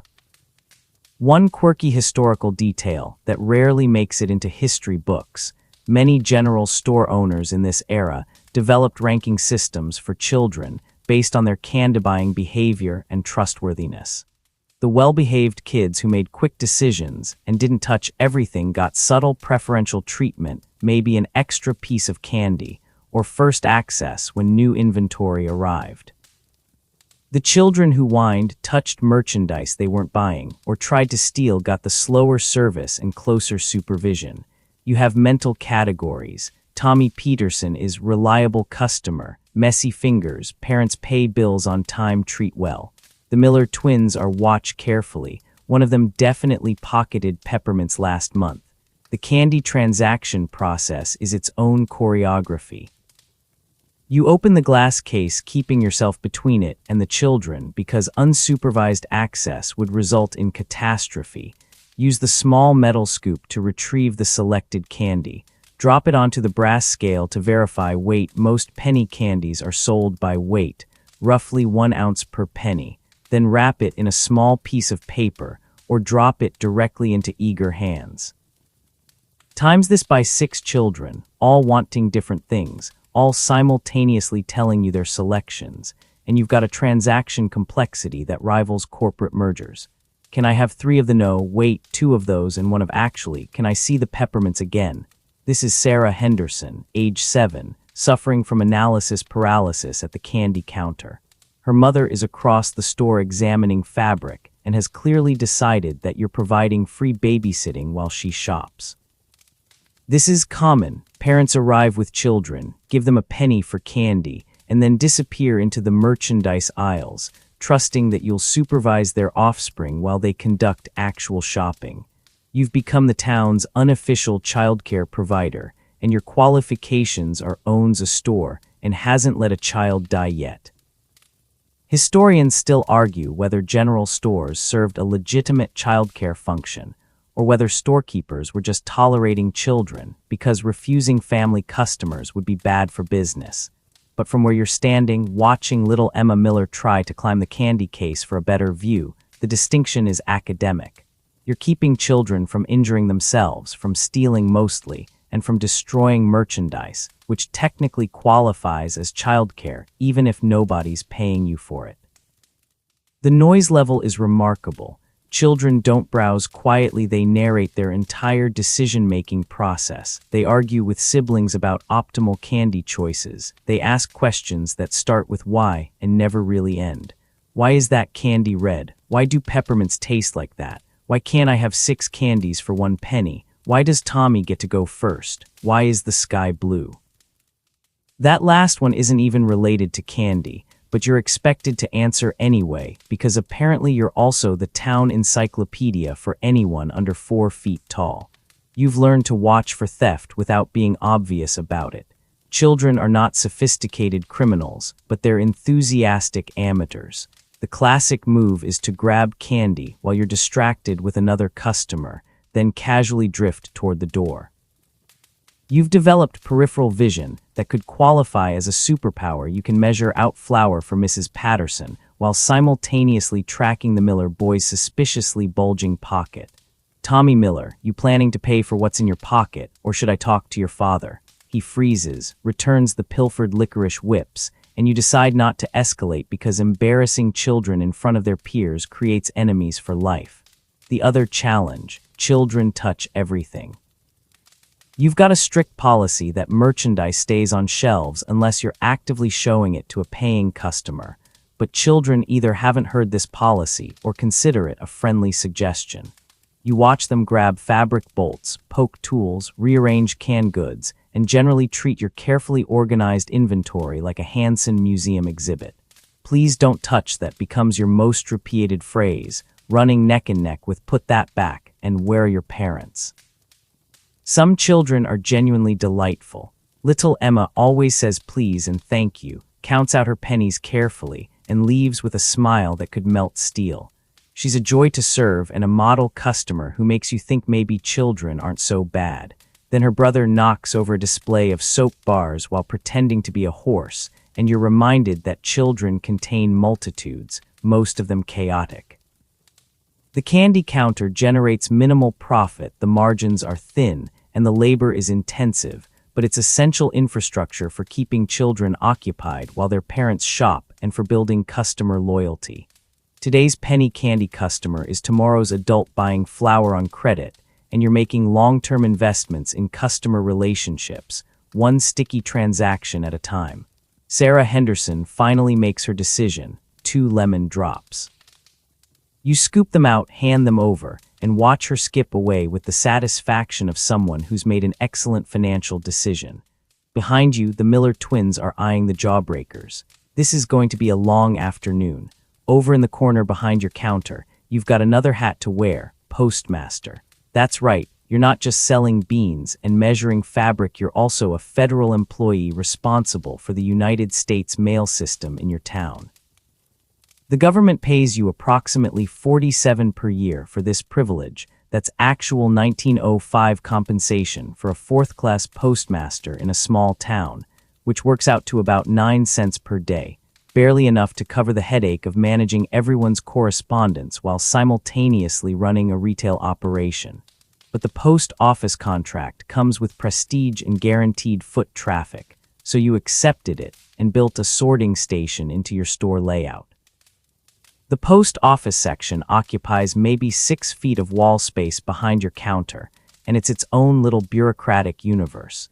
You've got a wooden sorting rack with individual cubbyholes for each family in town, maybe 80 to 100 slots, each labeled with a name in your handwriting or stamped with metal letters if you're feeling fancy. These cubbyholes are numbered, and everyone knows their family's number. The Petersons are 47, the Hendersons are 23, the Millers are 61. When mail arrives, you sort it into these slots and people come to collect it. Simple in theory, chaotic in practice. The mail arrives once daily when the train comes through at 9 a.m., assuming the train's on time, which it frequently isn't. The mail pouch gets thrown from the train to the platform, you or your son retrieves it, and then the sorting begins. You untie the canvas bag and dump its contents onto your work surface: letters, newspapers, parcels, catalogs, postcards, and the occasional mysterious package that's making suspicious ticking sounds. It's usually just a clock someone ordered from a catalog, but you pause every time. Here's where things get morally interesting: postcards. Postcards in 1905 are hugely popular. They're cheap to send 1-cent postage versus 2 cents for a sealed letter, and they're perfect for brief messages. The problem from a privacy standpoint is that they're not sealed. The message is right there, written on the back in ink, visible to anyone handling the card, which means you, as postmaster, read everything. Not intentionally violating privacy, you're literally looking at the cards to read the addresses for sorting purposes, and the messages are right there, unavoidable, often in handwriting large enough to read from 3 feet away. Having wonderful time in Chicago. The exhibition is spectacular. Will return Thursday. Love, Margaret. This is from the Henderson daughter to her parents, and it's innocent enough. But now you know Margaret Henderson is in Chicago and returning Thursday, and this information will definitely come up in conversation because you can't unknow things. Historians still argue whether postmasters reading postcards constituted a privacy violation or was just an accepted social norm in an era before sealed communication became standard. But from where you're standing, it's complicated. You're not trying to spy, you're just doing your job in a system where privacy and efficiency are fundamentally in conflict. Some postcards are entertaining. Mr. Johnson received one from his brother. The cow kicked me, broke 2 ribs, don't tell mother. Too late, you've already read it, and Mother Johnson picks up the family mail, so she'll read it in approximately 40 minutes. Some postcards are romantic, and you're reading courtship communications between young people who don't realize their sweet nothings are passing through your eyes on the way to their intended recipients. I dream of you constantly and count the days until we meet again. This is from that traveling salesman to someone in town, and you're trying to figure out who based on who receives mail from that city. The sorting process takes about an hour each morning. You read addresses, match them to cubbyhole numbers, and slot the mail accordingly. Newspapers get rolled and stuck in slots, sometimes protruding because they're bulky. Letters get placed flat. Packages that don't fit in the cubbyholes go on a shelf below with claim tickets. The whole system would work beautifully if people collected their mail promptly, but they don't. Some slots are stuffed with a week's worth of accumulated correspondence because the family only comes to town on Saturdays. When customers arrive to collect mail, you turn to the sorting rack, pull out everything from their numbered slot and hand it over. "Anything for the Petersons?" Mr. Peterson asks, and you pull out 2 letters, a newspaper, and a catalog. He stands right there at the counter and opens the letters, reads them, and provides running commentary. "Looks like my brother's coming for Christmas. Says he's bringing his new wife. I didn't even know he was married. This is news." And now everyone within earshot knows this too, because mail pickup is a public performance. One quirky historical detail: some postmasters in this era developed elaborate systems for hiding particularly sensitive mail medical bills, legal notices, collection letters under generic correspondence, so that handing over someone's mail didn't publicly announce their troubles. You've got certain customers whose mail you hand over with the sensitive items buried in the middle of the stack, trying to preserve their dignity. The post office section also sells stamps and money orders, which adds another layer of transaction complexity. You've got stamp sheets that you tear or cut to size 1-cent stamps for postcards, 2-cent stamps for letters. Money orders require paperwork, filling out forms, recording transactions in a separate ledger because the government demands accounting for money orders independent of your store ledger, and explaining the process to customers who have never sent money through the mail before. You fill out this form. I give you this receipt. They cash it at the other end. You're explaining this multiple times per week. The post office also receives packages via mail order from Sears Roebuck, Montgomery Ward, and other catalogs. These boxes arrive addressed to your post office, and you notify customers they have packages waiting. This creates excitement. People ordering from catalogs are always anxious about whether their goods will arrive as advertised, and package pickup day is like Christmas morning for adults. You hand over a box, they open it right there at the counter, and you witness either satisfaction or disappointment. The dress fits perfectly, or this is not the color I ordered. You're experiencing their consumer emotions in real time. The federal regulations governing your post office duties are surprisingly strict. You're required to maintain certain hours, handle mail with care, keep records, and report to the regional postal inspector. You've got a poster on the wall explaining postal rates and regulations, written in bureaucratic language that nobody reads. You're theoretically a federal employee bound by federal rules, but you're also a small-town storekeeper trying to balance governmental duties with commercial realities. Mail time is social time. People don't just grab their mail and leave, they linger, they read aloud, they discuss contents. The post office corner becomes another information hub where news arrives from outside your community and gets distributed through conversation. You sort the last letter into the Wilson slot. The cubbyholes are full. Everyone's correspondence, cataloged and waiting, readable and known.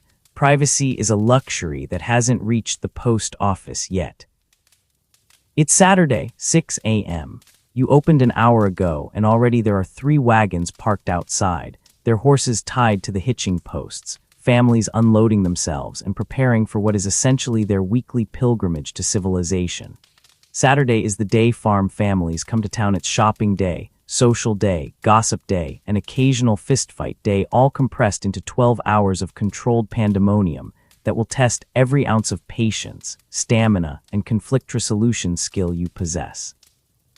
By tonight, you'll have served maybe 200 people, run out of at least 3 staple items, broken up 2 arguments, possibly 1 actual physical altercation, and seriously questioned why you didn't become a hermit living in a cave somewhere quiet. The Saturday morning rush starts early because farmers wake up early. This is not a demographic that believes in sleeping in. They've done morning chores, loaded the family into the wagon, and driven anywhere from 3 to 15 miles to reach your store. They're here with purpose, a week's worth of shopping needs, items that ran out midweek, special purchases they've been planning, and a desperate need for human contact with people who aren't immediate family members or livestock. Your store transforms from a manageable retail operation into something resembling a stock exchange floor, except instead of trading securities, everyone's yelling about flour prices and whether you still have that good cheese. By 9 a.m., you've got maybe 40 people in a space designed to comfortably hold 20. They're shoulder-to-shoulder, navigating around barrels, excusing themselves past each other, creating a human traffic jam that would make modern fire marshals have nervous breakdowns. The noise level is remarkable: conversations overlapping, children shrieking at the candy counter, men arguing politics by the stove, women exclaiming over fabric, and someone's baby crying with the persistence of a factory whistle. You're behind the counter trying to serve 5 people simultaneously while mentally tracking inventory and calculating who's been waiting longest. I need 10 pounds of flour, 5 of sugar, 2 pounds of coffee beans ground, please, 1 tin of baking powder, salt, and do you still have that cheddar cheese? Mrs. Anderson is rattling off her list while you're measuring out Mr. Peterson's order, and you're nodding to indicate you heard her while simultaneously preventing the Miller boy from climbing into the pickle barrel. Multitasking in 1905 doesn't involve smartphones. It involves juggling actual physical objects while mediating interpersonal conflicts and trying not to give anyone the wrong change. The cheese situation is already becoming critical. You started the day with a 20-pound wheel of cheddar, good quality, arrived Wednesday, been selling steadily, and by 10 a.m. you're down to maybe 5 pounds. You're rationing it mentally, trying to ensure regular customers get their shares before it's gone, but you're also dealing with people who want to buy half the remaining wheel, and you're calculating whether disappointing 1 big customer is worse than disappointing 5 small customers. This is retail philosophy in real time, utilitarian cheese distribution. Historians still argue whether general stores on Saturday performed a genuine social service or were just profiting from the concentration of demand. But from where you're standing, measuring out your 35th transaction of the morning, you're definitely earning whatever profit margin you're managing. This is physical labor lifting flour sacks, measuring dry goods, cutting fabric, reaching high shelves, all while maintaining pleasant conversation and preventing property damage. The fights are inevitable. Tight spaces, stressed people, long-running grudges, and occasional alcohol consumption create conditions for conflict. Right now you're watching Mr. Johnson and Mr. Krantz having an increasingly heated discussion about politics near the stove. It started as friendly debate and has escalated to the point where they're standing, voices raised, and you're mentally preparing to intervene before someone throws a punch. Gentlemen, you call over, using your stern voice, take it outside if you can't be civil, or I'll ask you both to leave. This usually works because being banned from the store is a genuine threat. Where else would they shop? They settle down, grumbling, and you've successfully prevented violence through economic leverage. One quirky historical detail that rarely makes it into history books: many storekeepers in this era kept a wooden mallet or heavy stick under the counter, not for self-defense, but for rapping on the counter to get attention during crowded days or to break up arguments. The sound of wooden wood would cut through the noise and restore order temporarily. You've used yours twice already today. By noon, you've run out of cheese entirely. You're also low on coffee, down to your last jar of pickles, and that special fabric Mrs. Henderson wanted is gone because 3 other women bought it first. You're taking mental inventory of what needs immediate reordering and what can wait until Monday's shipment. Running out of stock on Saturday is both embarrassing and inevitable. You can't predict exact demand, and ordering too much means dead inventory. You're always walking this tightrope between scarcity and surplus. The lunch hour doesn't bring a break, it brings a different crowd. The morning shoppers are finishing up, but now you've got people who came to town specifically for midday errands. The post office window is mobbed with people collecting mail. The fabric section has 4 women simultaneously demanding your attention. A child has knocked over a display of tin cups, and they're rolling across the floor making that distinctive tinny rattle that will haunt your dreams tonight. Your back is aching from standing for 6 hours straight. Your voice is getting hoarse from talking constantly. You've made approximately 8,000 micro decisions about pricing, credit, customer priority, and inventory. Your wife Martha is working just as hard. She's been handling the post office, managing the fabric section, and keeping children from destroying merchandise. Your daughter is restocking shelves between customers. This is a family operation running at maximum capacity. By 3 p.m., you're running on fumes and habit. You're measuring flour automatically, your hands knowing the scoop wafer rhythm without conscious thought. You're making change without really calculating, trusting muscle memory and experience. Someone asks a question, and you answer while simultaneously starting another transaction. You've achieved a fugue state of retail efficiency, where your conscious mind has checked out, but your body continues performing commerce. The wagons start leaving around 4 p.m. as families head home to do evening chores before dark. The crowd thins gradually. 40 people becomes 30, then 20, then 10. By 6 p.m., you've got just a few stragglers, the die-hard socializers who don't want Saturday to end because Monday means back to isolated farm life. You've served somewhere around 200 people today. The cash register, if you have one, or your cash drawer is stuffed with bills and coins.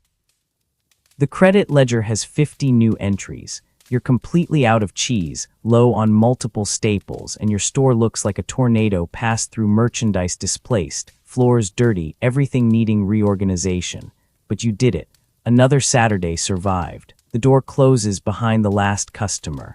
The silence is shocking. Now let's talk about the economic reality that defines most of your transactions: barter. Because here's the thing about rural America in 1905, cash is a theoretical concept, that most families encounter maybe twice a year, at harvest time and possibly at livestock sale time. The rest of the year, they're operating in an economy where butter is currency, eggs are legal tender, and you're running a general store that's simultaneously a commodities exchange, where you're calculating the relative value of a dozen eggs versus a pound of coffee beans, while a chicken squawks in a crate at your feet, and someone's trying to trade you a hand-knitted sweater for lamp oil. Mrs. Patterson walks up to your counter with a basket, and you already know what's coming because you've done this dance 1,000 times. She sets down 3 dozen eggs carefully packed in straw in a wooden carrier, a pound of butter wrapped in cloth, and 2 live chickens in a wicker cage that one of them is actively trying to escape. "I need flour, sugar, and some of that fabric we looked at last week," she says, and now you're mentally calculating exchange rates while simultaneously assessing the quality of what she's brought, because not all butter is created equal, and those eggs could be anywhere from fresh this morning to suspiciously old and possibly dangerous. The eggs get inspected first.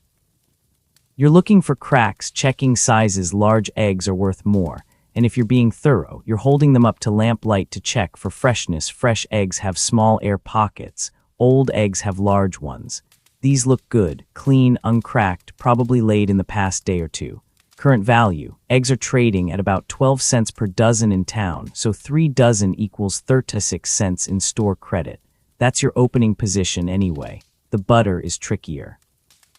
You unwrap it from the cloth. It's packed in a small crock, maybe 1.5 pounds, and your evaluation begins. Color: good yellow, suggesting the cows have been eating decent pasture. Smell: fresh, no rancid notes. Texture: you press it with your thumb firm but not hard, suggesting proper churning and salt content. Taste test: you're actually scraping a tiny bit onto your finger and tasting it because butter quality varies wildly and you're not accepting product you can't resell. This is good butter. Market value: maybe 20 cents per pound.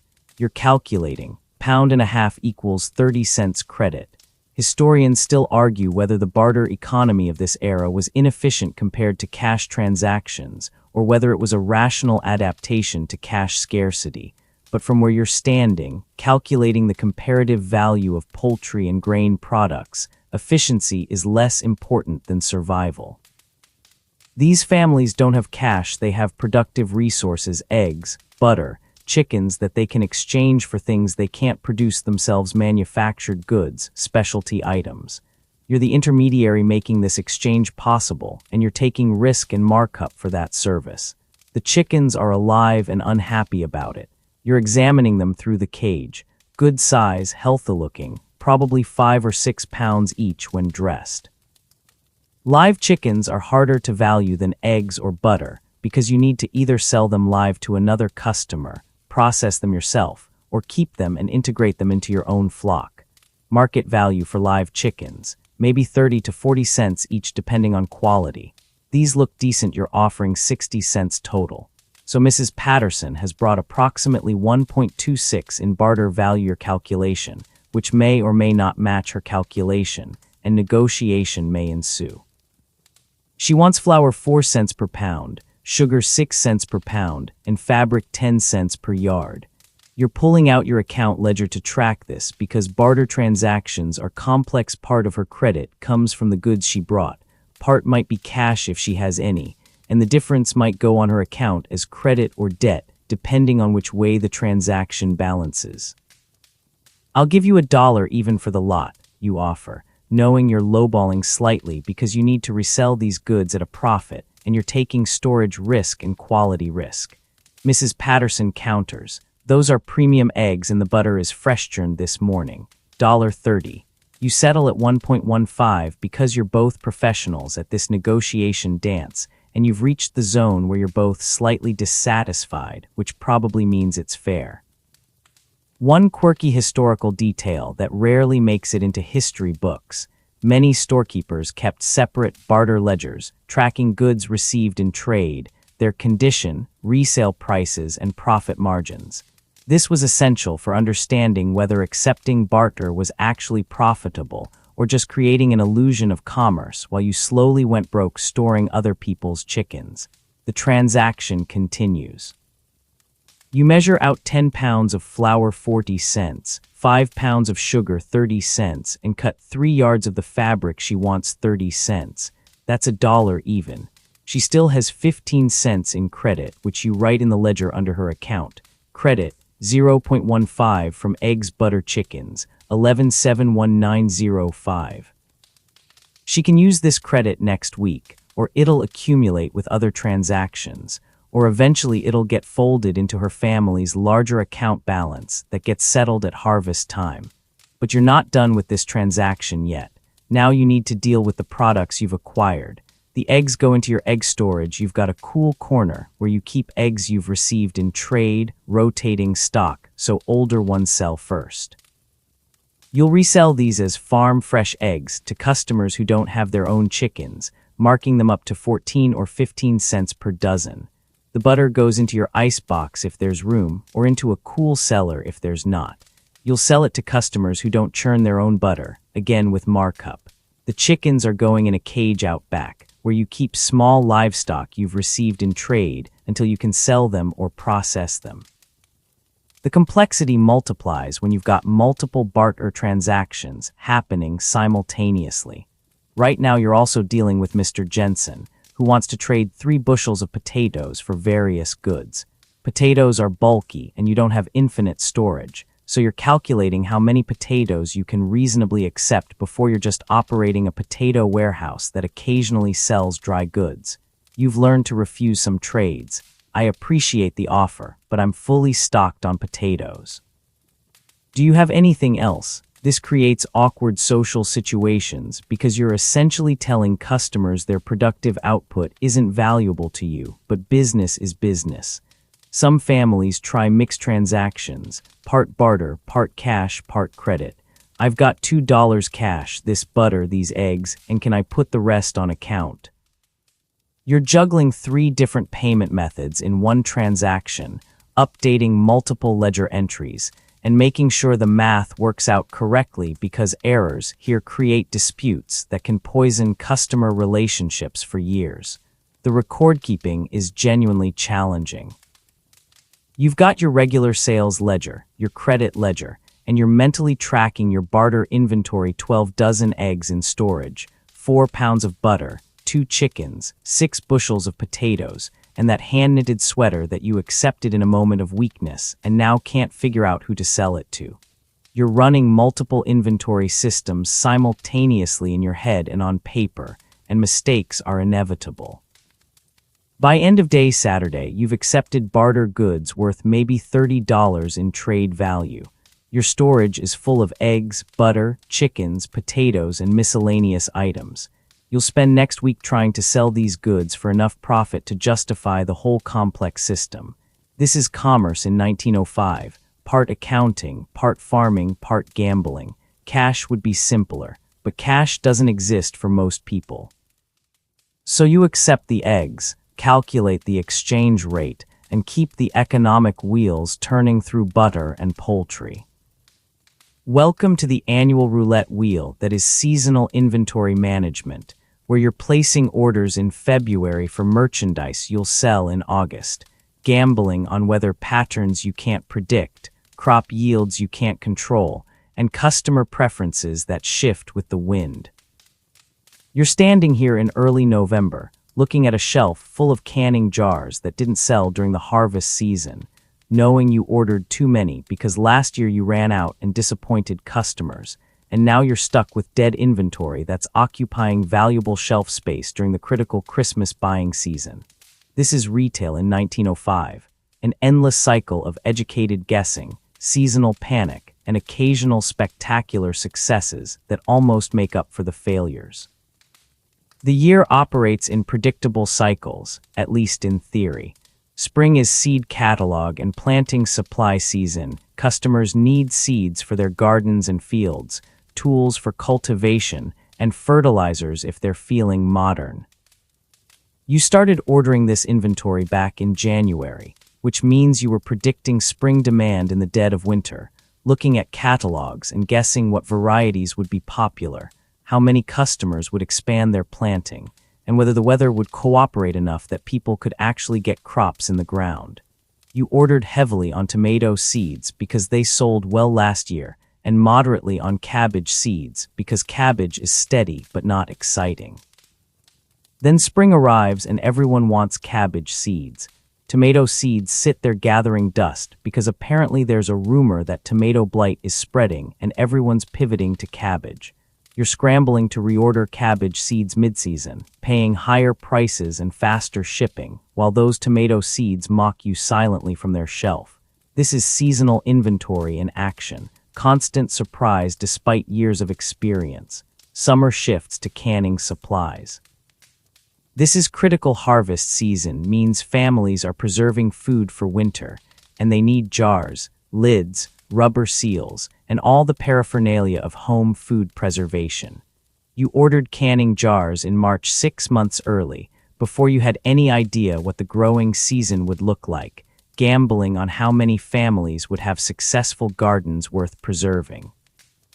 If it's a good crop year, you sell out of jars by August and spend September disappointing customers while emergency orders arrive at premium prices. If it's a drought year and crops fail, you're stuck with boxes of unsold jars that you'll be trying to move for the next 2 years. This year was medium crops were okay, not spectacular, and you ordered medium quantities of canning supplies. You got it almost right, which feels like winning the lottery. You sold most of your jar inventory, you're down to just 1 box of unsold lids, and you managed to satisfy customer demand without massive overstock. This almost never happens. You're tempted to celebrate, but you've learned that celebrating seasonal inventory successes is premature until you see what disaster the next season brings. Fall is harvest tool season transitioning to winter preparation. You stock grain sacks, thrashing equipment parts, and then pivot to heating supplies extra lamp oil, coal if your customers use it, warmer fabrics, and heavy socks. The timing is critical because ordering too early means storage problems, and ordering too late means missing the sales window. You ordered heating oil in August because the suppliers need 3 months lead time, gambling that winter would arrive on schedule and be cold enough that people would need extra fuel. If it's a mild winter, you're stuck with inventory. If it's brutal, you're a hero. Historians still argue whether seasonal inventory management in this era was skilled forecasting or just gambling with slightly better odds. But from where you're standing, staring at 17 unsold buggy whips you ordered for the fall season only to discover that automobiles are becoming more common than you anticipated, it feels like pure gambling. Then comes Christmas, and this is where seasonal inventory reaches peak complexity and maximum financial risk. You're ordering Christmas merchandise in July and August: toys, luxury foods, decorative items, special fabrics based on what you think customers will want in December. This is a 4 to 5 month prediction window, and you're committing serious money to inventory that's completely useless outside the Christmas season. Those tin soldiers and porcelain dolls you ordered from the traveling salesman. If they don't sell by December 26th, they're dead weight until next Christmas. The Christmas orange tradition deserves special mention because this is one of the most anticipated seasonal items in rural America. Oranges are exotic, expensive, and available fresh only during winter months when they're shipped from California or Florida. You order crates of oranges in October, timing their arrival for early December so they're fresh but available for the entire Christmas season. Each orange costs you maybe 3 cents wholesale, and you sell them for $0.10 each, which seems like highway robbery, except that shipping fresh fruit across the continent in 1905 is genuinely expensive and risky. Families buy oranges as special Christmas treats, often the only time children get citrus fruit all year. You display them prominently in a basket near the counter, and the smell of oranges becomes part of your store's Christmas atmosphere. When you get the order right, fresh oranges arriving just in time, selling steadily through December, running out on Christmas Eve with nothing left to spoil its magical. When you get it wrong, oranges arriving too early and starting to rot, or too late and missing the prime selling window, it's expensive failure that eats into your annual profit. One quirky historical detail. Some storekeepers saved orange peels from sold fruit and gave them to children as samples because even the peels were exotic and fragrant enough to be valuable. Waste nothing, delight everyone. You've also got seasonal candy. Peppermint sticks are year-round, but you stock fancy ribbon candy and chocolate figures specifically for Christmas. Nuts in shells, walnuts, almonds, Brazil nuts, these are Christmas luxuries ordered months ahead. Special baking supplies like citron and candied fruit for fruitcakes. Yes, fruitcakes were actually popular in 1905 before they became punchlines. The financial stakes are real. Your Christmas inventory represents maybe 30% of your annual purchasing budget, compressed into one season. If Christmas sales are strong, you end the year profitable. If they're weak, you're carrying debt into the new year and cutting back on spring orders to compensate. Right now, early November, you're looking at your Christmas inventory arriving in boxes and hoping desperately that you guessed right. The oranges arrive next week. You've ordered 8 crates. Please let 8 crates be the right number. Let's talk about the enemies. Not human competitors or economic downturns. I'm talking about the literal armies of destruction currently waging war against your inventory. Weevils in the flour, rats in the storage room, mice in the fabric, shoplifters at the candy counter, and mold creeping across anything that contains moisture. You're operating a general store in 1905, which means you're simultaneously running a retail business and fighting a multi-front war against organisms that want to eat, contaminate, or steal your merchandise. This is the unglamorous reality of storekeeping that nobody talks about: the constant vigilance, the daily losses, the morning ritual of checking what died, what spoiled, and what walked out the door in someone's pocket overnight. The weevils are your most persistent enemy. These tiny beetles, smaller than a grain of rice, live in your flour, your cornmeal, your rice, and basically any grain product you stock. They're not visiting, they're colonizing. The flour you bought wholesale probably already had weevil eggs in it. This is just reality in 1905. There's no industrial fumigation process preventing infestation.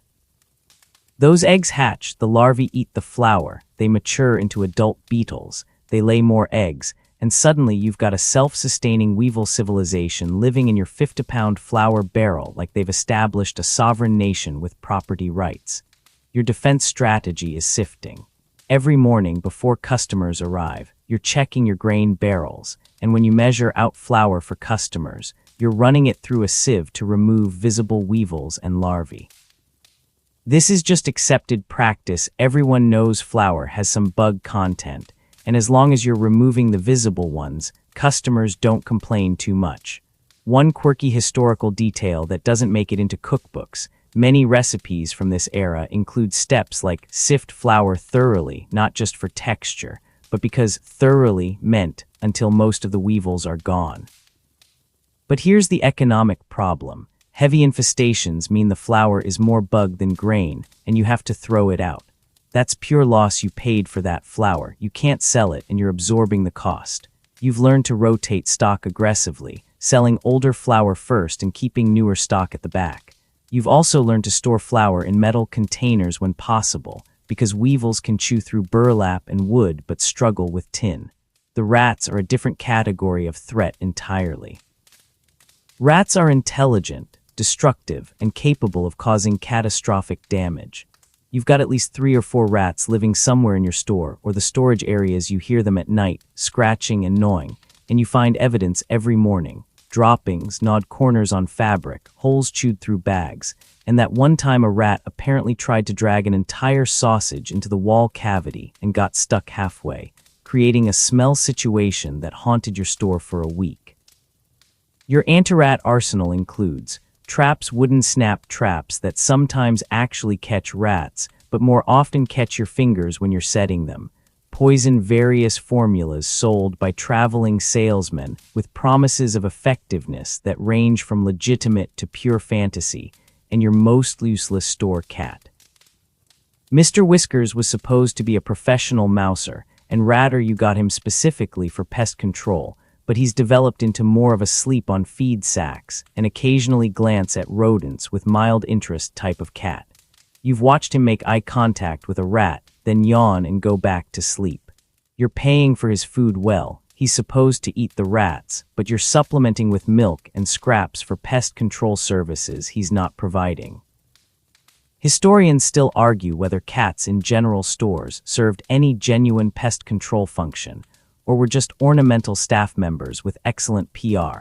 But from where you're standing, watching Mr. Whiskers ignore another mouse skittering past, you're leaning toward ornamental. The poison situation is its own ethical nightmare. You buy rat poison from suppliers, usually arsenic-based formulas mixed with something attractive like grain or lard, and you place it in areas where rats frequent. Sometimes it works and you find dead rats in the morning, which creates a new problem: disposal of rat corpses.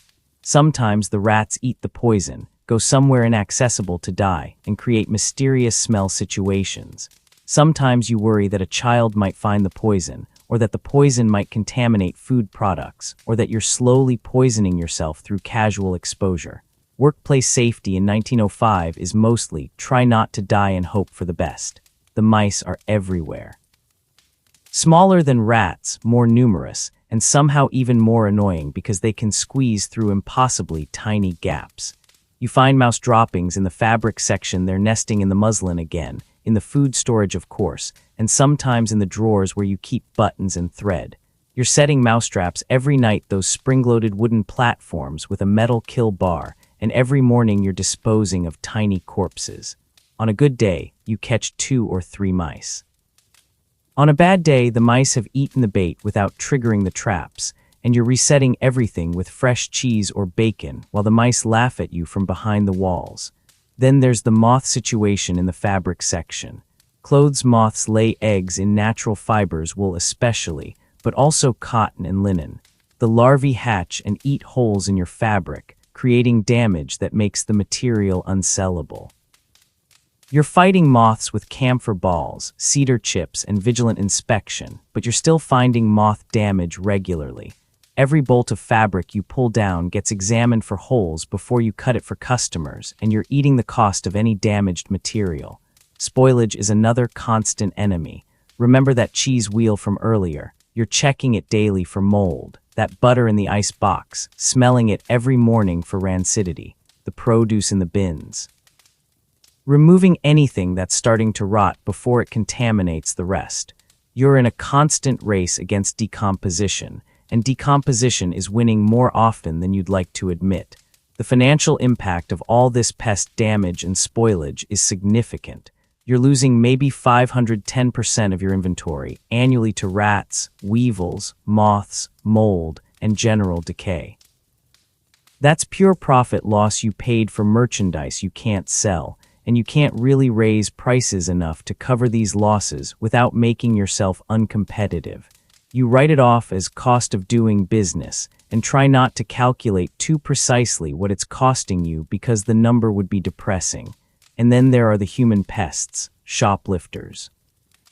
Mostly children pocketing candy. You've caught the Miller boy 3 times this month, but occasionally adults stealing small valuable items like tobacco or patent medicines. You've developed a sixth sense for shoplifting, peripheral vision that tracks suspicious behavior, the ability to watch multiple people simultaneously, and a mental catalog of who's trustworthy versus who requires surveillance.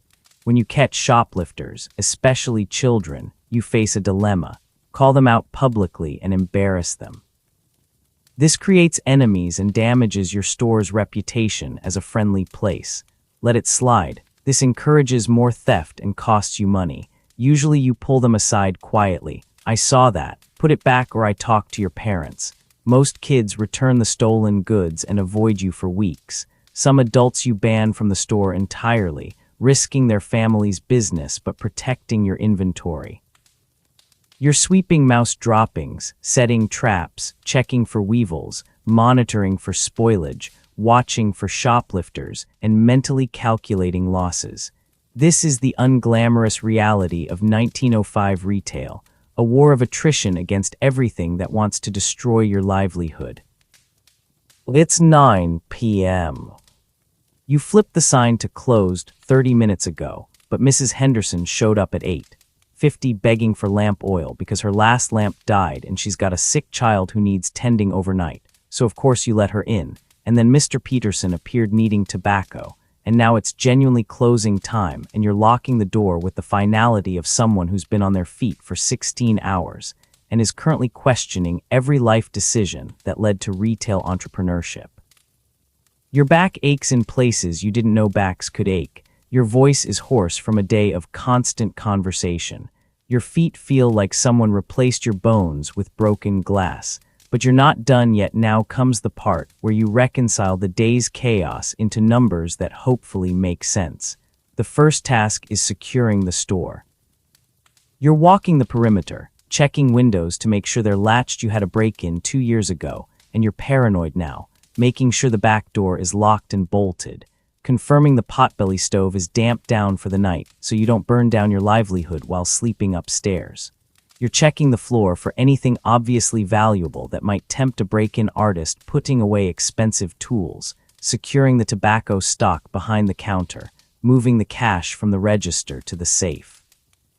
Security in 1905 is mostly make it harder to rob you than the store down the street. Now comes the accounting, and this is where your brain needs to function despite exhaustion. You pull out the cash drawer, or if you have a register, you open it with that satisfying belting that signals end of day and dump the contents onto the counter. You've got a pile of mixed currency, silver dollars, half dollars, quarters, dimes, nickels, pennies, and paper bills in various denominations. Some of this money is genuinely filthy coins that have passed through so many hands they're sticky, bills that smell like tobacco and livestock. You're sorting by denomination, stacking coins, smoothing out crumpled bills, and counting. The count begins. Bills first. You've got maybe $12 in paper currency, assuming you had a decent day. You count it twice because mistakes here are your problem, not the bank's. Coins next. You're stacking silver dollars in piles of 5, easier to count, doing the same with smaller denominations, and your hands are performing this ritual automatically, while your mind wanders to whether there's any dinner left upstairs and how long until you can sleep. Total cash received today, 37.42. That's actually good for a weekday, great for a Monday. You write this in your daily receipts ledger. Monday, Nov 7, 1905. Cash received 37.42. But this number doesn't tell the whole story because half your transactions today involved credit, barter, or mixed payment methods. The credit ledger comes out next. This is the painful part because you need to review every credit transaction you recorded today and make sure the entries are correct, legible, and properly calculated. You had maybe 20 transactions on credit today, families buying goods and adding to their accounts. You flip through pages. Peterson family added 3.47 to their account, new balance 23.19. Henderson family paid 2 toward their balance, new balance 15.32.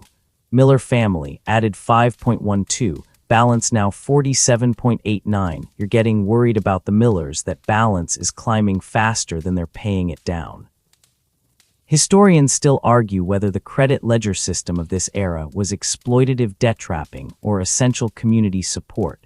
But from where you're sitting, exhausted and trying to make numbers add up by lamplight, it's just complex and hopefully sustainable for everyone involved. The barter transactions require separate accounting. Today you accepted 2 dozen eggs value assigned, 0.24, 1 pound of butter value, 0.2, and a chicken value, 0.35. Total barter value received, 0.79. These items are now in your storage, representing inventory you need to resell for actual cash. You write this in your barter ledger, tracking both acquisition and projected resale value. The gap between those numbers is your profit margin, assuming you can sell them before they spoil. Now the reconciliation. You're calculating whether the day's transactions match the cash and credit you recorded. Total sales cash plus credit plus barter value, 75.63. Cost of goods sold, you have to estimate this based on your wholesale costs, maybe 45.50. Gross profit, approximately 25.30 before operating expenses. Operating expenses include your family's living costs, building maintenance, lamp oil, heating fuel that traveling salesmen's order you placed last week, and the approximately 10 other costs you're not tracking precisely because detailed accounting is exhausting. You're looking for discrepancies. Did you give someone wrong change? Did you forget to record a transaction? Is the cash drawer short or over? You count the cash again, compare it to your mental estimate of cash transactions, and you're 3 cents short. Somewhere today, you gave someone 3 extra pennies in change, or someone short-changed you, or you miscounted something. 3 cents is small enough to ignore, but it bothers you because discrepancies suggest sloppiness, and sloppiness leads to bigger problems. One quirky historical detail: many storekeepers kept a shortage overage ledger to track daily cash discrepancies. Over time, patterns emerged. Chronic shortages suggested theft or poor change-making skills. Chronic overages suggested you were accidentally cheating customers. You're aiming for 0, but real life gives you plus or minus 5 cents most days. The sweeping begins. You grab the broom and start the archaeological excavation of today's floor debris.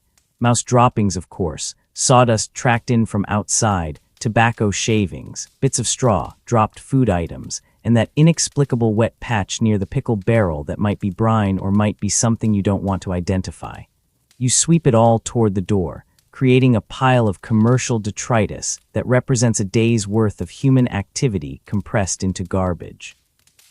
You're banking the stove now, adjusting the damper so it burns slowly overnight, providing minimal heat but not going out completely because restarting it tomorrow morning is annoying.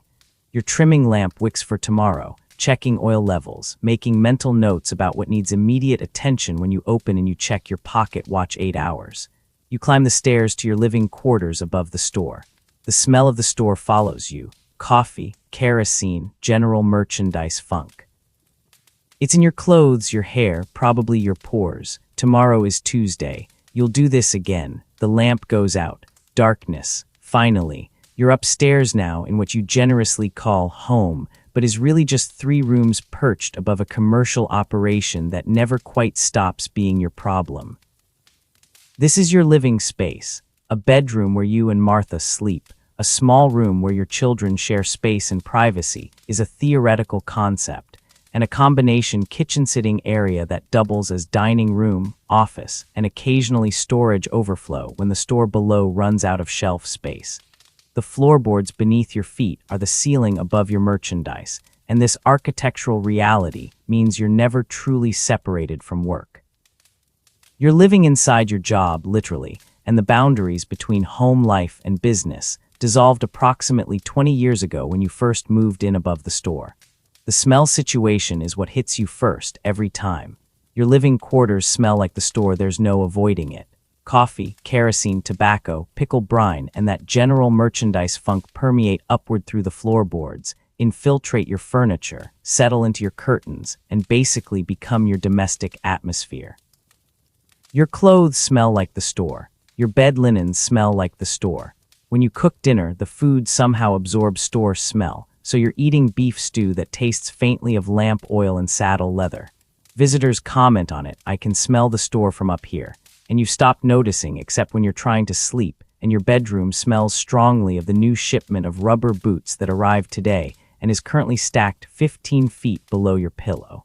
The sounds are equally inescapable. You hear everything that happens in the store: footsteps on the floorboards, the bell above the door, voices of customers, the creak of the cash register, and that one floorboard near the pickle barrel that groans distinctively when anyone steps on it. During business hours, you can't escape the commercial activity happening beneath you. After hours, you hear different sounds: mice skittering through the walls, the settling and creaking of the building, and occasionally someone knocking on the store door at midnight needing emergency lamp oil or tobacco. And you have to decide whether to get dressed and go down or pretend you didn't hear it and feel guilty. The work-life boundary doesn't exist. It's 10 p.m. and you're trying to read by lamplight, but you're mentally reviewing tomorrow's inventory needs. You're having breakfast, but you're also listening to the sounds below to determine if that's a customer who arrived early or a rat knocking over merchandise. You're trying to spend time with your children, but a customer knows you live upstairs and is shouting up the stairwell asking if you can come down for just one quick transaction. The store is always there, always demanding attention, always bleeding into your personal life until the distinction becomes meaningless. Your children grew up in this environment. They learned to walk on floors that smell like commerce. They played in storage rooms. They did homework at the kitchen table while you updated ledgers. They understand that family dinner might get interrupted by late customers, that their father is always partially distracted by business concerns, and that privacy is limited when you're living in a commercial building where people constantly need things. Martha is moving around the kitchen, cleaning up from dinner, and you're sitting in the worn chair by the window, looking down at the darkened street below. The town is quiet now. Most families are already in bed because farmers wake early. Your store is a dark shape below, full of merchandise, responsibilities, and problems that will still be there tomorrow. This is your life, living above the store, sleeping in a building that smells like pickle brine and coffee, never truly leaving work, running a business that supports your family and community while slowly consuming every hour of your existence. You're exhausted. The lamp flickers, casting shadows across the small room. But for now, just for now, the ledgers are closed and the doors are locked, and tomorrow's problems can wait until morning light finds them again.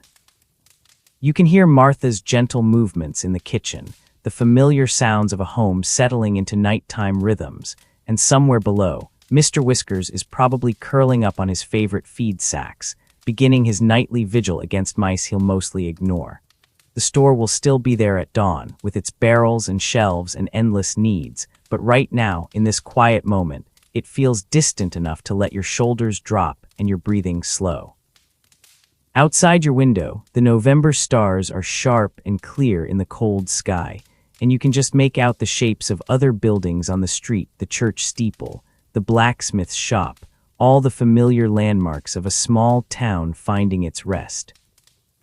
The families you serve today are in their own homes now, the Petersons and the Hendersons and the Millers, all settling into their own evening rituals, and the goods they bought from you are on their shelves, becoming part of their lives, connecting your work to their survival in ways both ordinary and profound. Your eyes are growing heavy, and the numbers from today's accounting are beginning to blur and fade into something less urgent, less defined. The credit ledgers and the inventory counts and the seasonal orders can all wait. Even the weevils and the mice and the traveling salesmen can wait. Right now, there's just this room, this quiet, this moment of stillness before sleep arrives like a gentle customer, patient and kind, asking nothing, offering everything. The lamp burns lower, the shadows grow softer, and you're drifting now, somewhere between the day's memories and tomorrow's possibilities, floating in that peaceful space where the store finally, mercifully, releases its hold on your thoughts. Sleep well, friend. The general store will still be there in the morning, waiting, but for now just rest, just breathe, just let it all go. Sweet dreams.